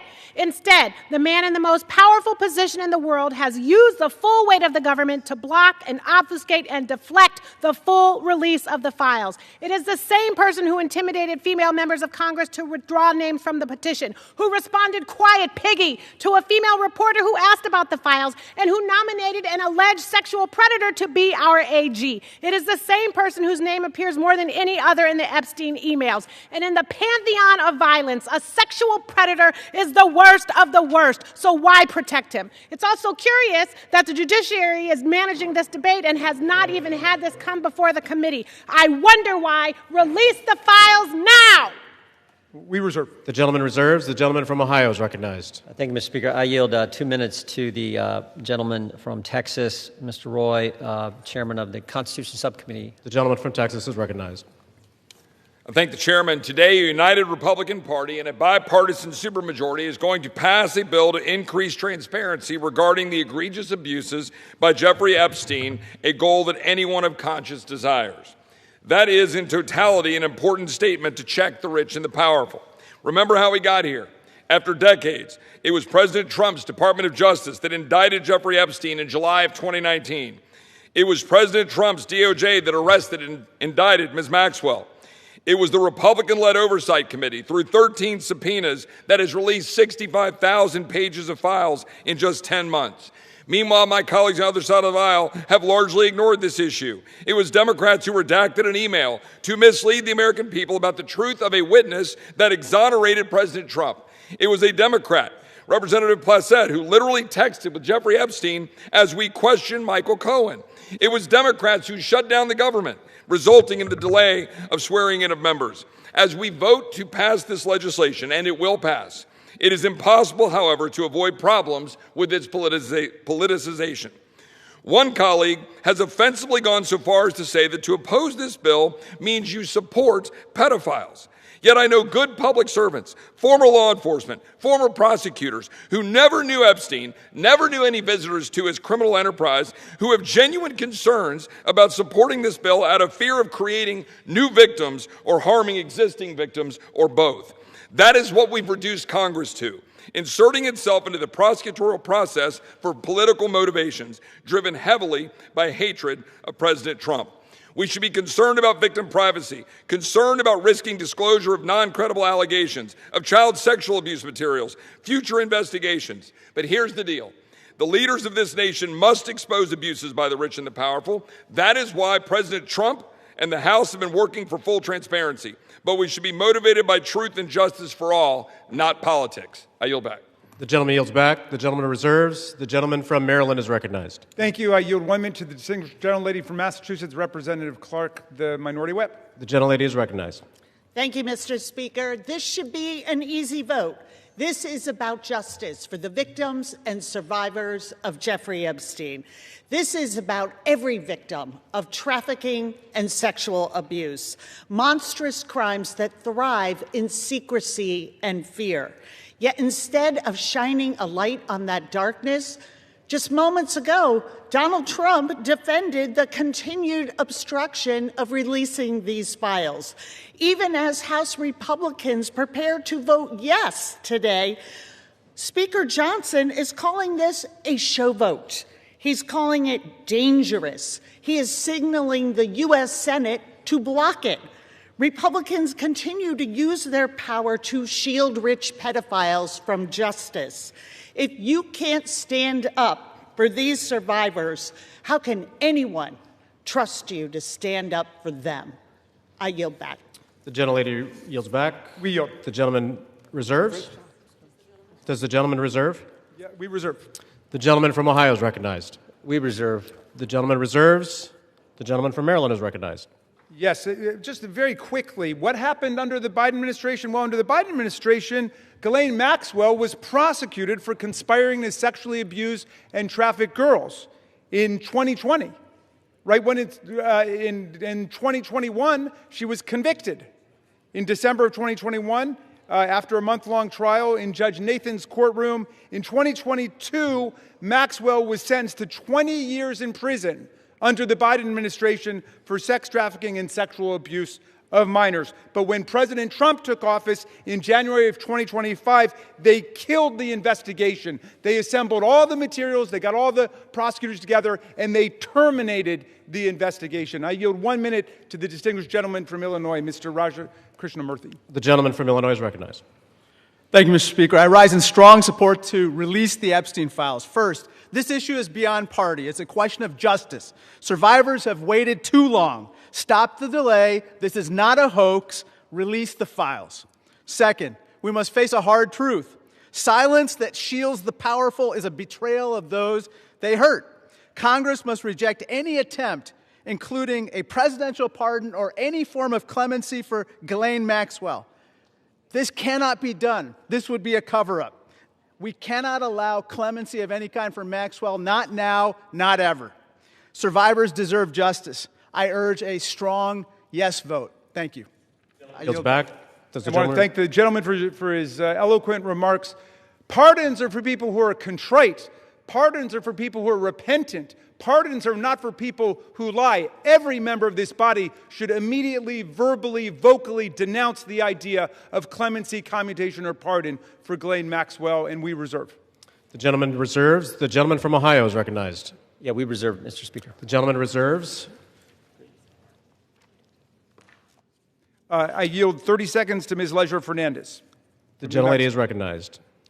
There were thousands of girls and young women abused, trafficked, and used by Epstein, the elite and the powerful who believed they could get away with it. Epstein told the young victims that he controlled the banks and the government. Those women refused to be silenced, and today they have pierced the dark with their light. Anytime any girl is trafficked, molested, or abused, the world must stand up. Today, the House proves Jeffrey Epstein wrong. The Senate must do the same tomorrow.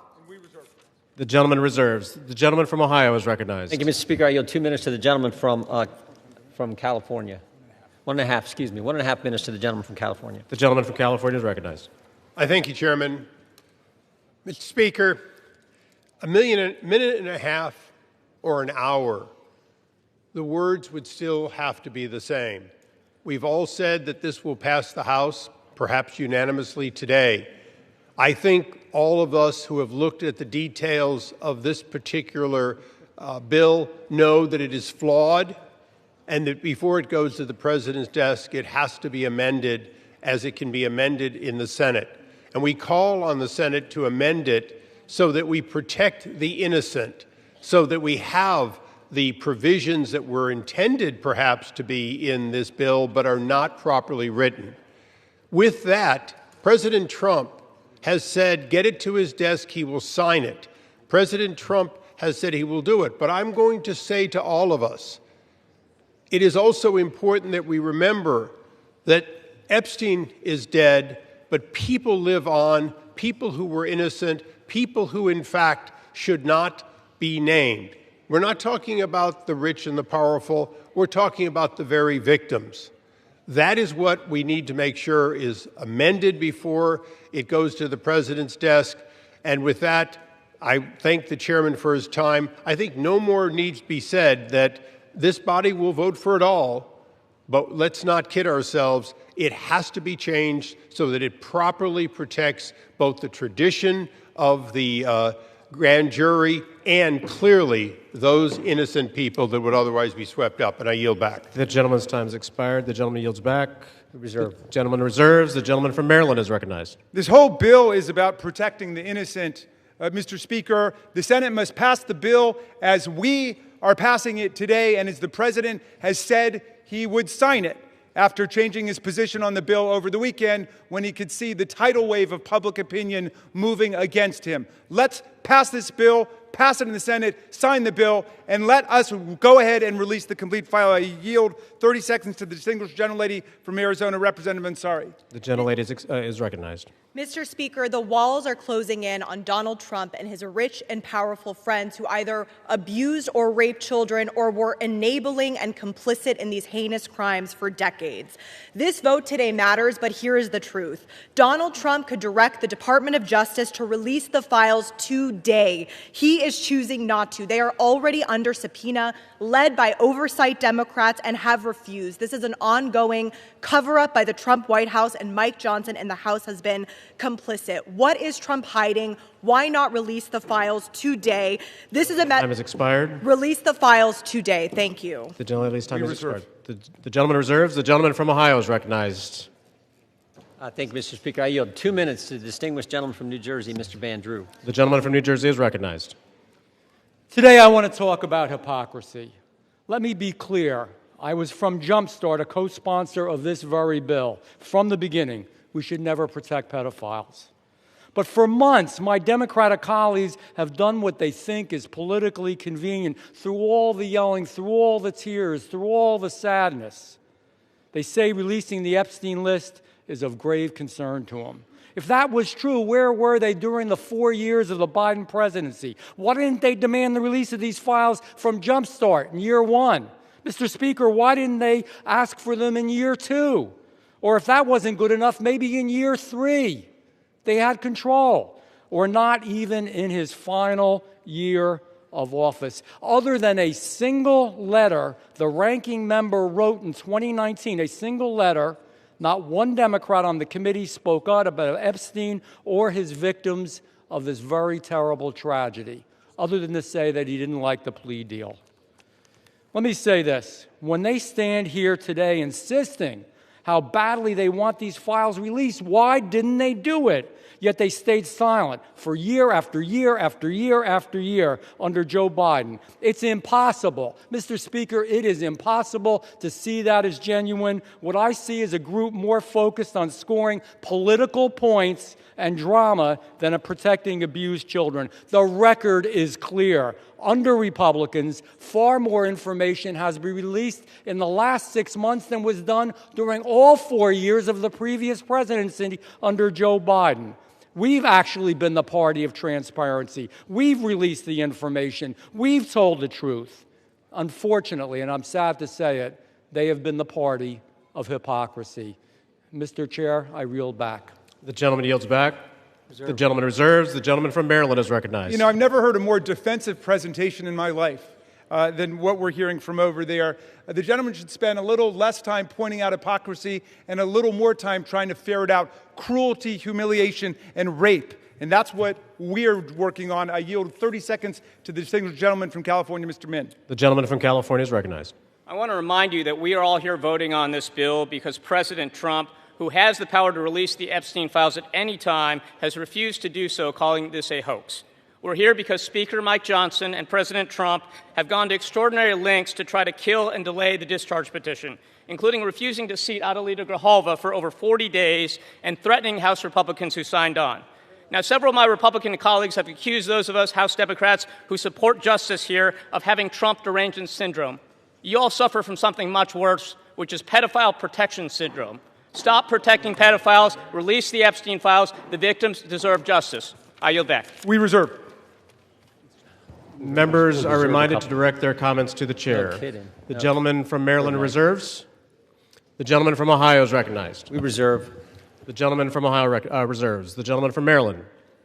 I'm yielding 30 seconds to my friend, Representative Walkinshaw from Virginia. The gentleman is recognized. For years, Mr. Speaker, we have watched dangerous conspiracies like Pizzagate and QAnon shape our political landscape. They help fuel the rise of President Trump and were built on baseless claims about secret pedophile rings, while the real documented case of child sex trafficking involving Jeffrey Epstein remains shrouded in secrecy because President Trump refuses to release the files. What is President Trump hiding? Why won't he release the files? The House finally has the opportunity to act, release the files, and let the American people see the truth. I yield back. The gentleman yields back. We reserve. The gentleman reserves. The gentleman from Ohio is recognized. We reserve. The gentleman reserves. The gentleman from Maryland is recognized. Granting 30 seconds to the very distinguished gentlelady who is finally with us, Representative Adelita Grijalva from Arizona 7th. The gentlelady is recognized. Thank you. Mr. Speaker, I rise today to acknowledge the survivors, family members, and advocates who are here today and have never given up. The legislation in front of us, at its core, is about something very simple. The survivors deserve justice. The American people deserve the truth. To every survivor watching, your courage is inspiring. You are the reason why this vote is happening today. Protecting women and children from pedophiles should not be a Democratic issue, should not be a Republican issue. It should be a human rights issue and a matter of justice. I urge my colleagues to vote yes on the Epstein Files Transparency Act. I yield back. Thank you. Thank you, and we reserve. The chair will remind all persons in the gallery that they are here as guests of the House and that any manifestation of approval or disapproval of proceedings is in violation of the rules of the House. The gentleman from Maryland. Yeah, but I'll just add they're here as honored guests of the House, and we're delighted they're here, and with that, we reserve. The gentleman reserves. The gentleman from Ohio is recognized. Yeah, we reserve. The gentleman reserves. The gentleman from Maryland. I'm granting 30 seconds to Representative Lois Frankel from Florida. The gentlelady from Florida is recognized. Mr. Speaker, for far too long, the survivors of Jeffrey Epstein's abuse were failed by a justice system that minimized their suffering and prosecutors who treated young girls as if they were criminals. That was wrong, and I am here with my colleagues to promise this. We will get to the bottom of why the Epstein survivors were treated so badly, who made those decisions, and who were they protecting. No more secrecy, no more excuses. We all deserve the truth, and I thank the survivors for their courage and perseverance. Your voices are being heard. The gentlelady yields back. The gentleman we reserves the balance of his time. The gentleman from Ohio. Thank you, Mr. Speaker. I yield 1 minute to the distinguished gentleman from the great state of Louisiana, the Speaker of the United States House of Representatives, Mr. The gentleman from Louisiana is recognized. Thank you, Mr. Speaker. Thank you, Chairman Jordan, for doing such an extraordinary job on all of this. For 43 long days, the Democrats held this House and the entire country hostage. Finally, with the lights back on, this body's returning to our regular legislative session. We have a lot of work to do. My colleagues on this side of the chamber are ready and eager to get back to our urgent legislative work that we promised the American people we would do. We've got to continue lowering the cost of health care. We've got to bring down prices for American families, and we've got to finish the regular appropriations process, just to name a few of those priorities. And I wish I could say that our first order of business would be to get to those urgent priorities, but of course we're here spending time on the floor about something else. This is something we could have resolved last week when we brought a unanimous consent to pass this discharge with the full support of the body. But our friends over here who are arguing today stalled that. They objected to it, and they wanted to have this exercise instead. And that's why we say that this is a show vote. That's what this is. They're making a show of it. And it really is a shame. We have some heroic women in the chamber today. I met with many of them a while back. They're in the gallery here. They have come forward. They have shown their faces. They've used their names to share the unspeakable tragedies that many of them were subjected to, some of them when they were very young. And it is a heroic service to the country. They are seeking justice, and the justice has been delayed for too long. The Department of Justice, many years ago, should have brought these charges. It took too long to do it. And now we're in this process of making sure all the American people get the information, but we have to do it in the right way, After 4 years of Democrat control under President Biden, they were not truthful with us about a lot of things. The Democrats insisted the border was secure. We knew it wasn't. They insisted that inflation was transitory. We knew it wouldn't be. They misled the American people about the obvious mental and physical decline of the previous commander-in-chief. And now those same Democrats are demanding transparency. Suddenly, transparency is their new word. Out of nowhere, they've taken a curious concern in the Epstein investigation, all in the name of that, in the name of transparency. But the question has been asked here many times during the debate on the floor, and everybody questioning why it is that Democrats have done this right now have to look at the obvious facts. The Democrats had all the Epstein files in their possession for 4 long years under the Biden presidency. The Biden Department of Justice had these files, and no one on this side who is breathless today about the urgency of this release ever said a word about it. And it was the Democrats who could have urged President Biden's Department of Justice to go beyond prosecuting just Epstein and Ghislaine Maxwell, but they didn't do it. And so it's a fair question to ask today, why now? Why the sudden urgent interest in Jeffrey Epstein? Look, we know why. It's because the Democrats were never interested in transparency or executing justice or protecting the victims of this unspeakable tragedy before. The simple truth is obvious for everybody to see. This is a political exercise for Democrats, and it pains me to say it. I wish that was not the truth, but it is, and it's undeniable. This is as deceitful and dishonest as their pointless stunt was to shut the government down. Democrats are using the Epstein tragedy, the unspeakable evils that this guy committed with his trafficking ring and all of the abuses that they made these young women go through. They're using that as a political weapon to try to distract from their failures as a party and to try their best to try to tie President Trump somehow into this wretched scandal. The president had nothing to do with it. He's been very clear, and he has nothing to hide, and that's why he's endorsed the vote today. I suspect this vote will be probably unanimous. But here's the important point that everybody needs to understand. We have been advocates of maximum transparency, but we have also insisted that the victims be carefully protected. The Oversight Committee has been doing extraordinary work, and we've got some of the most vigorous advocates on the Republican and Democrat side on the Oversight Committee. They've been working in earnest to deliver transparency for the American people and to do it in a responsible manner. What do we mean by that? The bipartisan effort over there is already producing all the results that the discharge petition seeks and much, much more. Chairman Comer and all of these advocates over there have been releasing thousands of documents, for example, from the Epstein estate. By the way, in my view, that's been the greatest treasure trove of information because it's yielded for us Epstein's own personal flight logs, his financial records, his daily calendars, and so much more. But importantly, none of that was addressed or is addressed in the legislation that's being voted on today. The estate files wouldn't even have been encompassed in that. And so it goes to show that the Oversight Committee is doing it from the right way. From the very beginning, we've been insistent that this matter be handled carefully and with the utmost caution and care for the people who have been harmed. They should not be made to suffer any longer. We're talking about real people's lives at stake here, and young victims who don't want to be dragged into this political game that could get hurt further.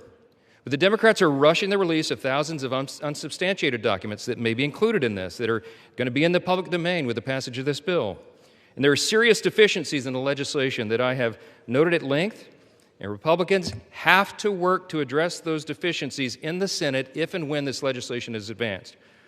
I stood before the American public today at our press conference, and I explained in detail the dangers of the discharge petition. We have posted at my website, speaker.gov, a summary. The legal counsel, a small army of lawyers, put this together. I used to be a federal court litigator. Many of my colleagues who have spoken today were. We understand the dangers of how this was haphazardly drawn up. And among them, by the way, Mr. Speaker, before I forget, I seek unanimous consent to enter into this document into the record. It's on the website.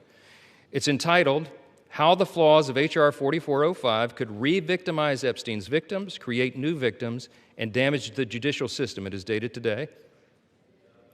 Thank you. And it summarizes just 5 or 6 of the major concerns. Among them, it fails to fully protect victim privacy. It could create new categories of victims. It potentially jeopardizes grand jury secrecy.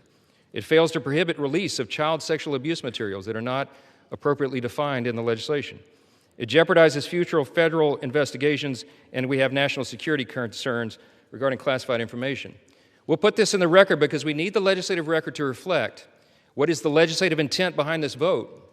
I used to litigate cases. We would litigate federal statutes and whether or not they could survive, and legislative intent is important. And we need to say clearly for the record, as a Speaker of the House, I'm saying to you, this legislation that will pass today is flawed and it must be amended.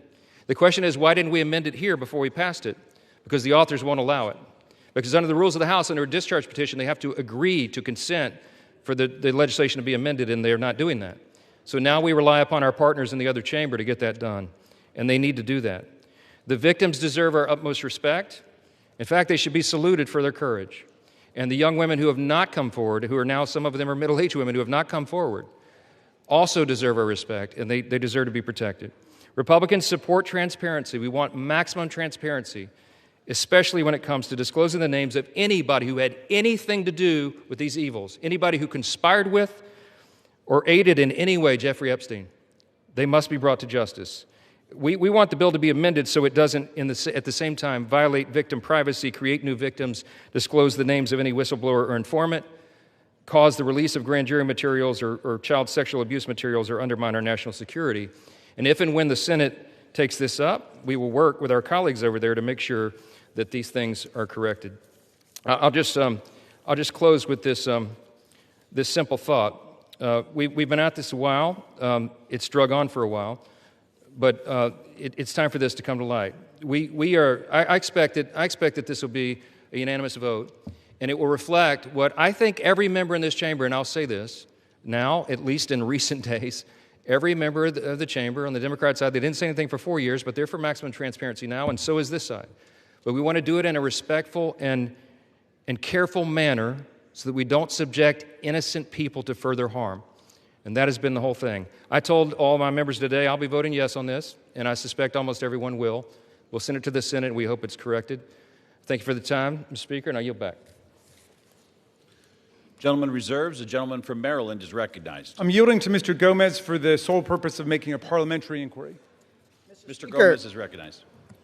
Mr. Speaker, I rise to ask a point of parliamentary inquiry. Is this an appropriate time to point out that the Republicans named children's savings account in their so-called One Big Beautiful Bill after Donald Trump, someone connected to one of the most notorious pedophiles in this country, or that the Speaker of the House just lied on the floor by stating that there was protection, there isn't protections for the victims in the Epstein bill? The gentleman is no longer recognized. The gentleman from Maryland, you are recognized. Thank you. I am prepared to close. I've got no more speakers on my side. The gentleman reserves. Gentleman from Ohio is recognized. Thank you, Mr. Speaker. No. Gentleman from Ohio has 30 seconds. Can I inquire how much time is remaining?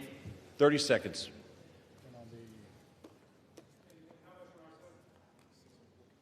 6 minutes, 15 seconds. Take 30 his. We reserve. Gentleman reserved. Gentleman from Maryland is recognized. I'll take the opportunity of the Speaker's presence to respond to some of the things that he said. In the very presence of the victims and the survivors who come to join us today, the Speaker said that now would be a time we should be working on urgent legislative work.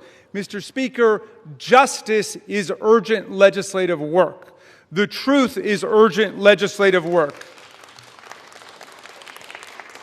The Speaker says, why now? Why now? Well, Mr. Speaker, you were the one who refused to swear in Adelita Grajova for 50 days. We would have done it 50 days ago, but she provided the 218th signature on the discharge petition. So why now? It was because of your dilatory tactics, your delay, your postponement of it. Now, the gentleman says that there are not sufficient protections. There are protections in the bill for the victims to make sure that their names will be redacted. And yet we hear even the Speaker of the House of Representatives openly inviting the U.S. Senate to start finger painting on this bill, which we have waited more than 5 months to bring to the floor. The Senate should pass the bill exactly as it's written. The President should sign it exactly as he said he would when he finally changed his mind. And the Epstein file must be released. Moreover, if the President is serious about what he's saying, he's got the power to release the Epstein file right now.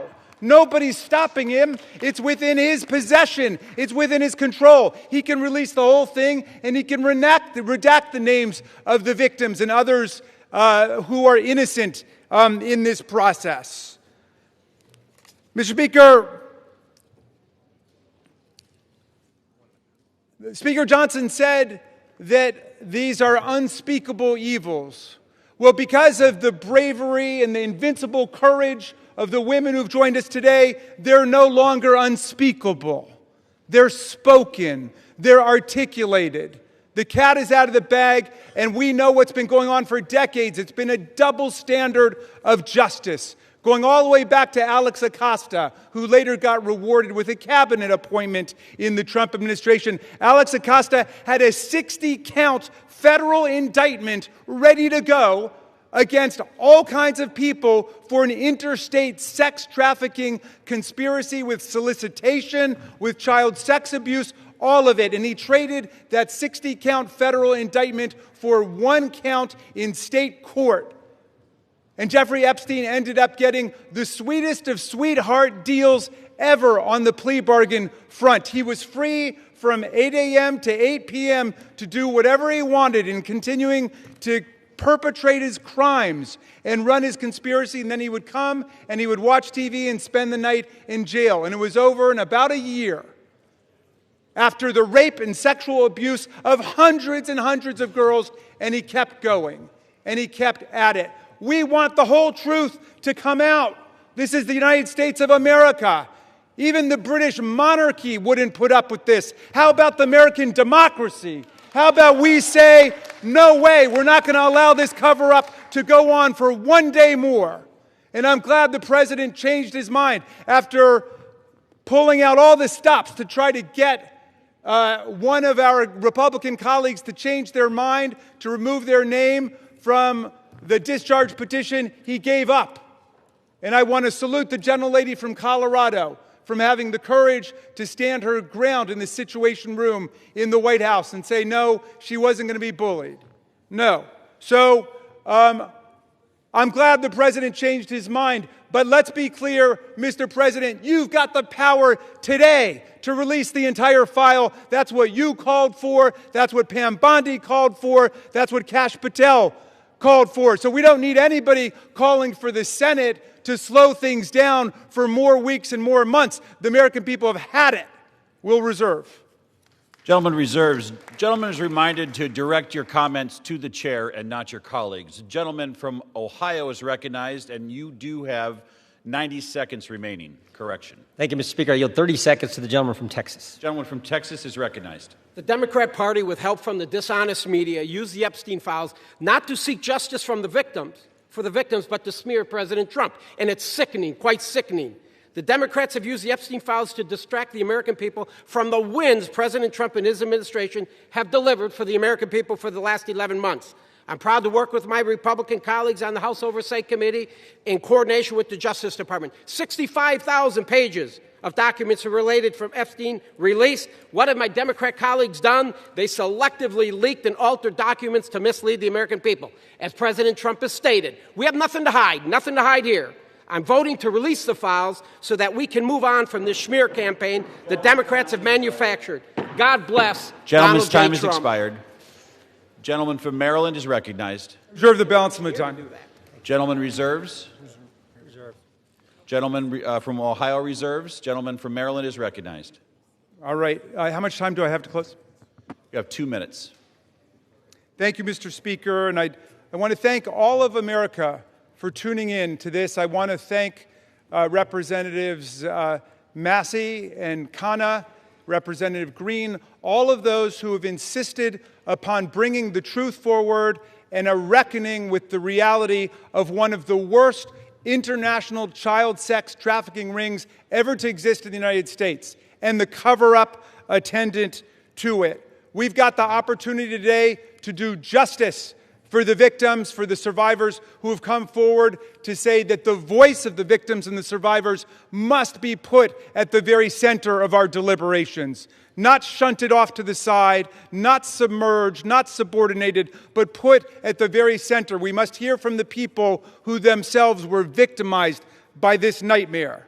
Now, our colleagues across the aisle seem to want to make this into some sort of partisan contest.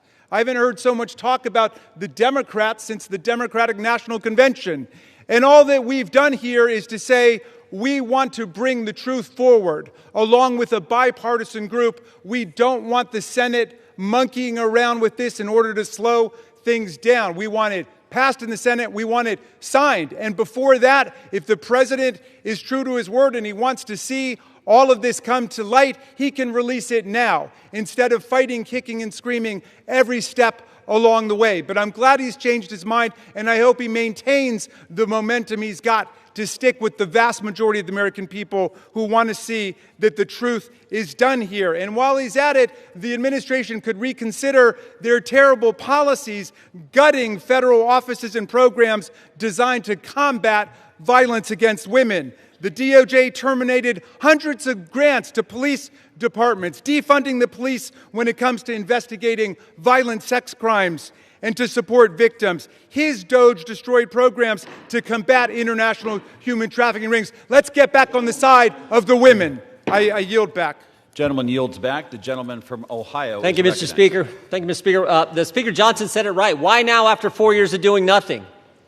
Because going after President Trump is an obsession with these guys. Best example is John Brennan testified in front of our committee under oath, said he was not involved with the dossier. Only problem is Tulsi Gabbard declassified a report, released that report, and it said exactly the opposite. And she related a story in there where a CIA official went up to Mr. Brennan and said, we shouldn't include this in the report. And John Brennan's response was, yeah, but doesn't it ring true?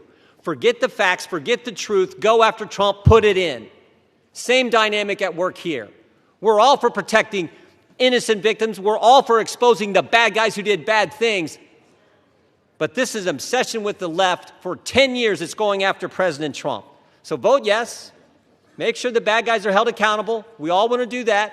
Speaker Johnson's right. I think it's going to be unanimous. But understand what they're doing, because they had 4 years and didn't do a darn thing. With that, I yield back. Gentleman yields back. The question is, will the House suspend the rules and pass the bill H.R. 4405? Those in favor, say aye. Those opposed, say no. In the opinion of the chair, two-thirds being in the affirmative, the rules are suspended. The bill is passed, and without Can I request a recorded vote, Mr. Speaker? The gentleman from Maryland is recognized. Yeah, I'm requesting a recorded vote.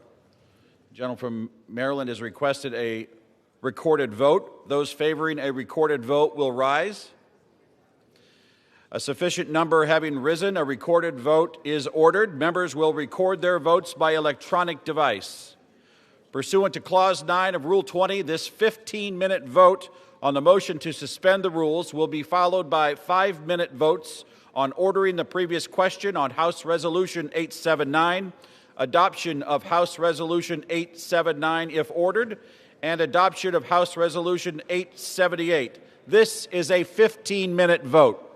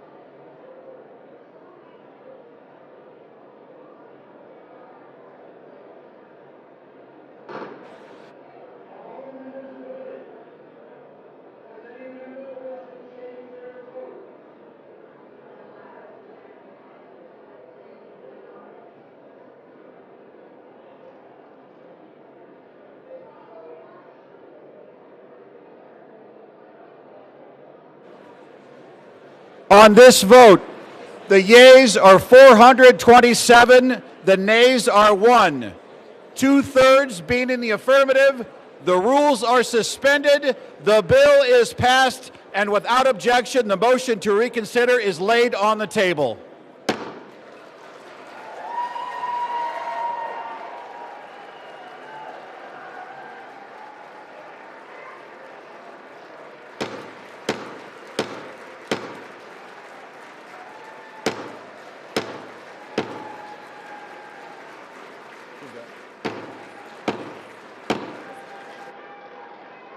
Pursuant to Clause 8, Rule 20, the unfinished business is the vote on ordering the previous question on House Resolution 879, on which the yeas and nays are ordered. The clerk will report the title of the resolution. House Calendar Number 47, House Resolution 879. Resolution providing for consideration of the joint resolution, Senate Joint Resolution 80, providing for congressional disapproval under Chapter 8 of Title 5 United States Code of the rules submitted by the Bureau of Land Management relating to National Petroleum Reserve in Alaska Integrated Activity Plan Record of Decision, providing for consideration of the joint resolution, House Joint Resolution 130, providing for congressional disapproval under Chapter 8 of Title 5 United States Code of the rules submitted by the Bureau of Land Management relating to Buffalo Field Office Record of Decision and approved Resource Management Plan Amendment, providing for consideration of the joint resolution, House Joint Resolution 131, providing for congressional disapproval under Chapter 8 of Title 5 United States Code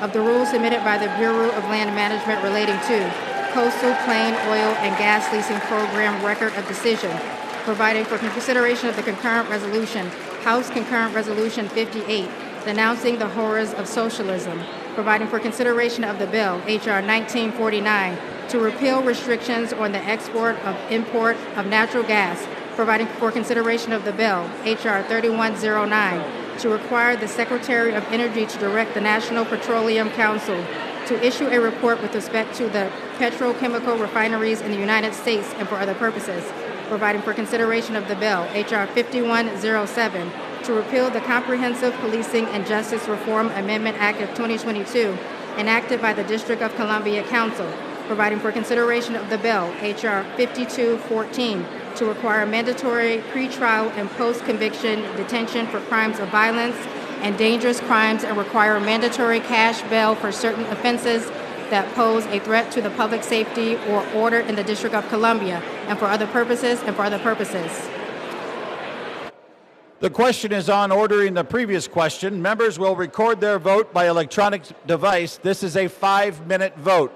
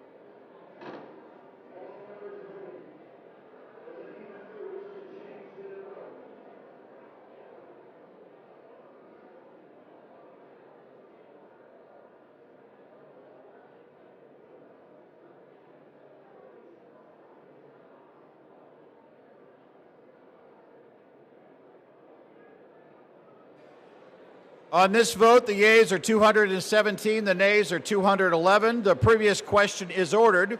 The question is on the adoption of the resolution. Those in favor say aye. Those opposed say no. No. In the opinion of the chair, the ayes have it.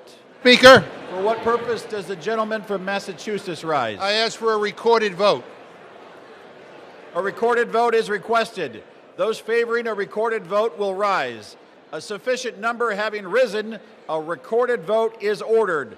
Pursuant to Clause 8 of Rule 20, further proceedings on this question will be postponed.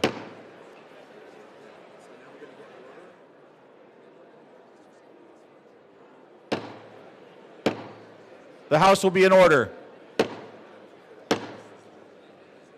The House will come to order. The House will come to order. For what purpose does the gentleman seek recognition? To speak out of order for 1 minute, Mr. Speaker. Without objection, the gentleman is recognized. Thank you, Mr. Speaker. Today I rise to recognize a man whose dedication, steadiness, and wisdom have shaped not only my work in this chamber, but the work of this institution itself. I'm talking about my Chief of Staff, Brett Horton.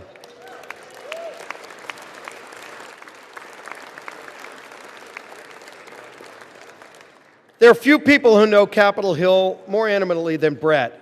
For 15 years... Gentlemen will suspend. The House will be in order. For 15 years, he's been by my side. He began as my counsel in 2010 and worked his way through some of the most demanding, consequential roles in the House. Policy Director at the Republican Study Committee, Floor Director in the Majority Whip's office, and for the last decade, my Chief of Staff in both the Whip's office and the Leader's office. To me and to countless members of Congress and staff, Brett Horton has been far more than a colleague. He's been a trusted advisor, steady in his approach, wise in his counsel, and deliberate in his words and actions. When the stakes were the highest, Brett's voice was the one you wanted in the room. His fingerprints are on every major Republican policy victory we've achieved in the past decade. But perhaps more importantly, he's been by my side through tough personal and professional challenges that extend far beyond legislating. In the aftermath of the congressional baseball shooting, an event that shook my family, my staff, and this entire conference in Congress, Brett's leadership and friendship were unwavering. He helped carry us through one of the most difficult and unprecedented challenges we ever faced.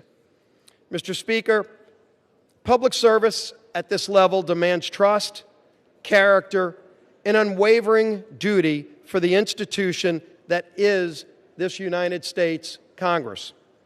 Brett Horton embodies all of these qualities. I'm profoundly grateful for his years of service to me personally, to this House, and to our country. As Brett begins his next chapter, I have no doubt he'll continue to serve with the same excellence that has defined his entire career. The United States House of Representatives is the stronger institution because of Brett Horton's distinguished service here. I wish Brett all the best in his future endeavors, and I tell you, thank you, Brett, for your personal friendship and for your service to this great United States of America and this great Congress. Thank you, Brett Horton.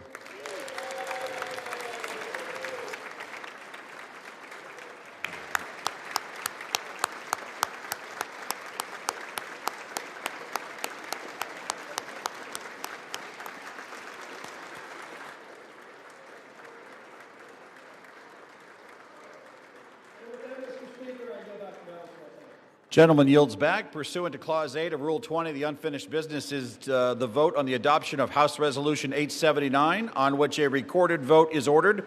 The clerk will report the title of the resolution. Calendar number 47, House Resolution 879.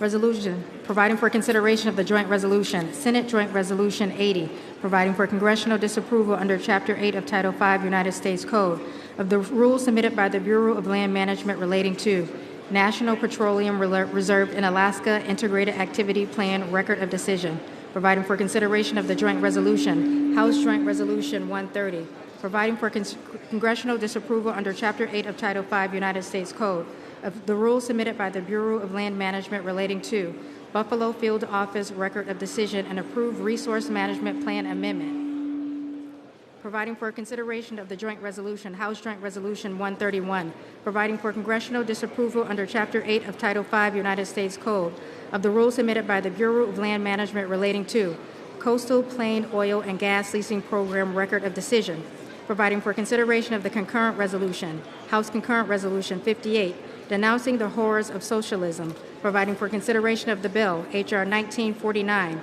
to repeal restrictions on the export and import of natural gas, providing for consideration of the bill, H.R. 3109, to require the Secretary of Energy to direct the National Petroleum Council to issue a report with respect to the petrochemical refineries in the United States and for other purposes, providing for consideration of the bill, H.R. 5107, to repeal the Comprehensive Policing and Justice Reform Amendment Act of 2022, enacted by the District of Columbia Council, providing for consideration of the bill, H.R. 5214, to require mandatory pre-trial and post-conviction detention for crimes of violence and dangerous crimes and require mandatory cash bail for certain offenses that pose a threat to the public safety or order in the District of Columbia and for other purposes and for other purposes. The question is on the adoption of the resolution. Members will record their votes by electronic device. This is a 5-minute vote.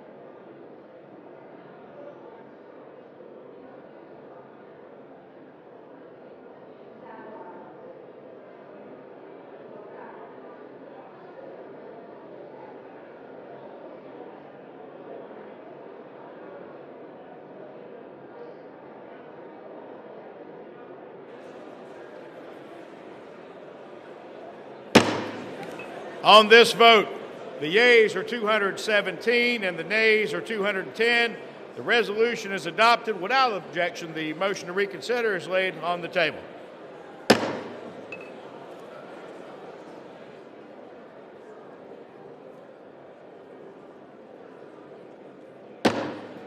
Pursuant to Clause 8 of Rule 20, the unfinished business is the vote on adoption of House Resolution 878, on which the yeas and nays are ordered. The clerk will report the title of the resolution. House Resolution 878, resolution disapproving the behavior of Representative Jesus G. Chuy Garcia of Illinois. The question is on adoption of the resolution. Members will record their votes by electronic device. This is a 5-minute vote.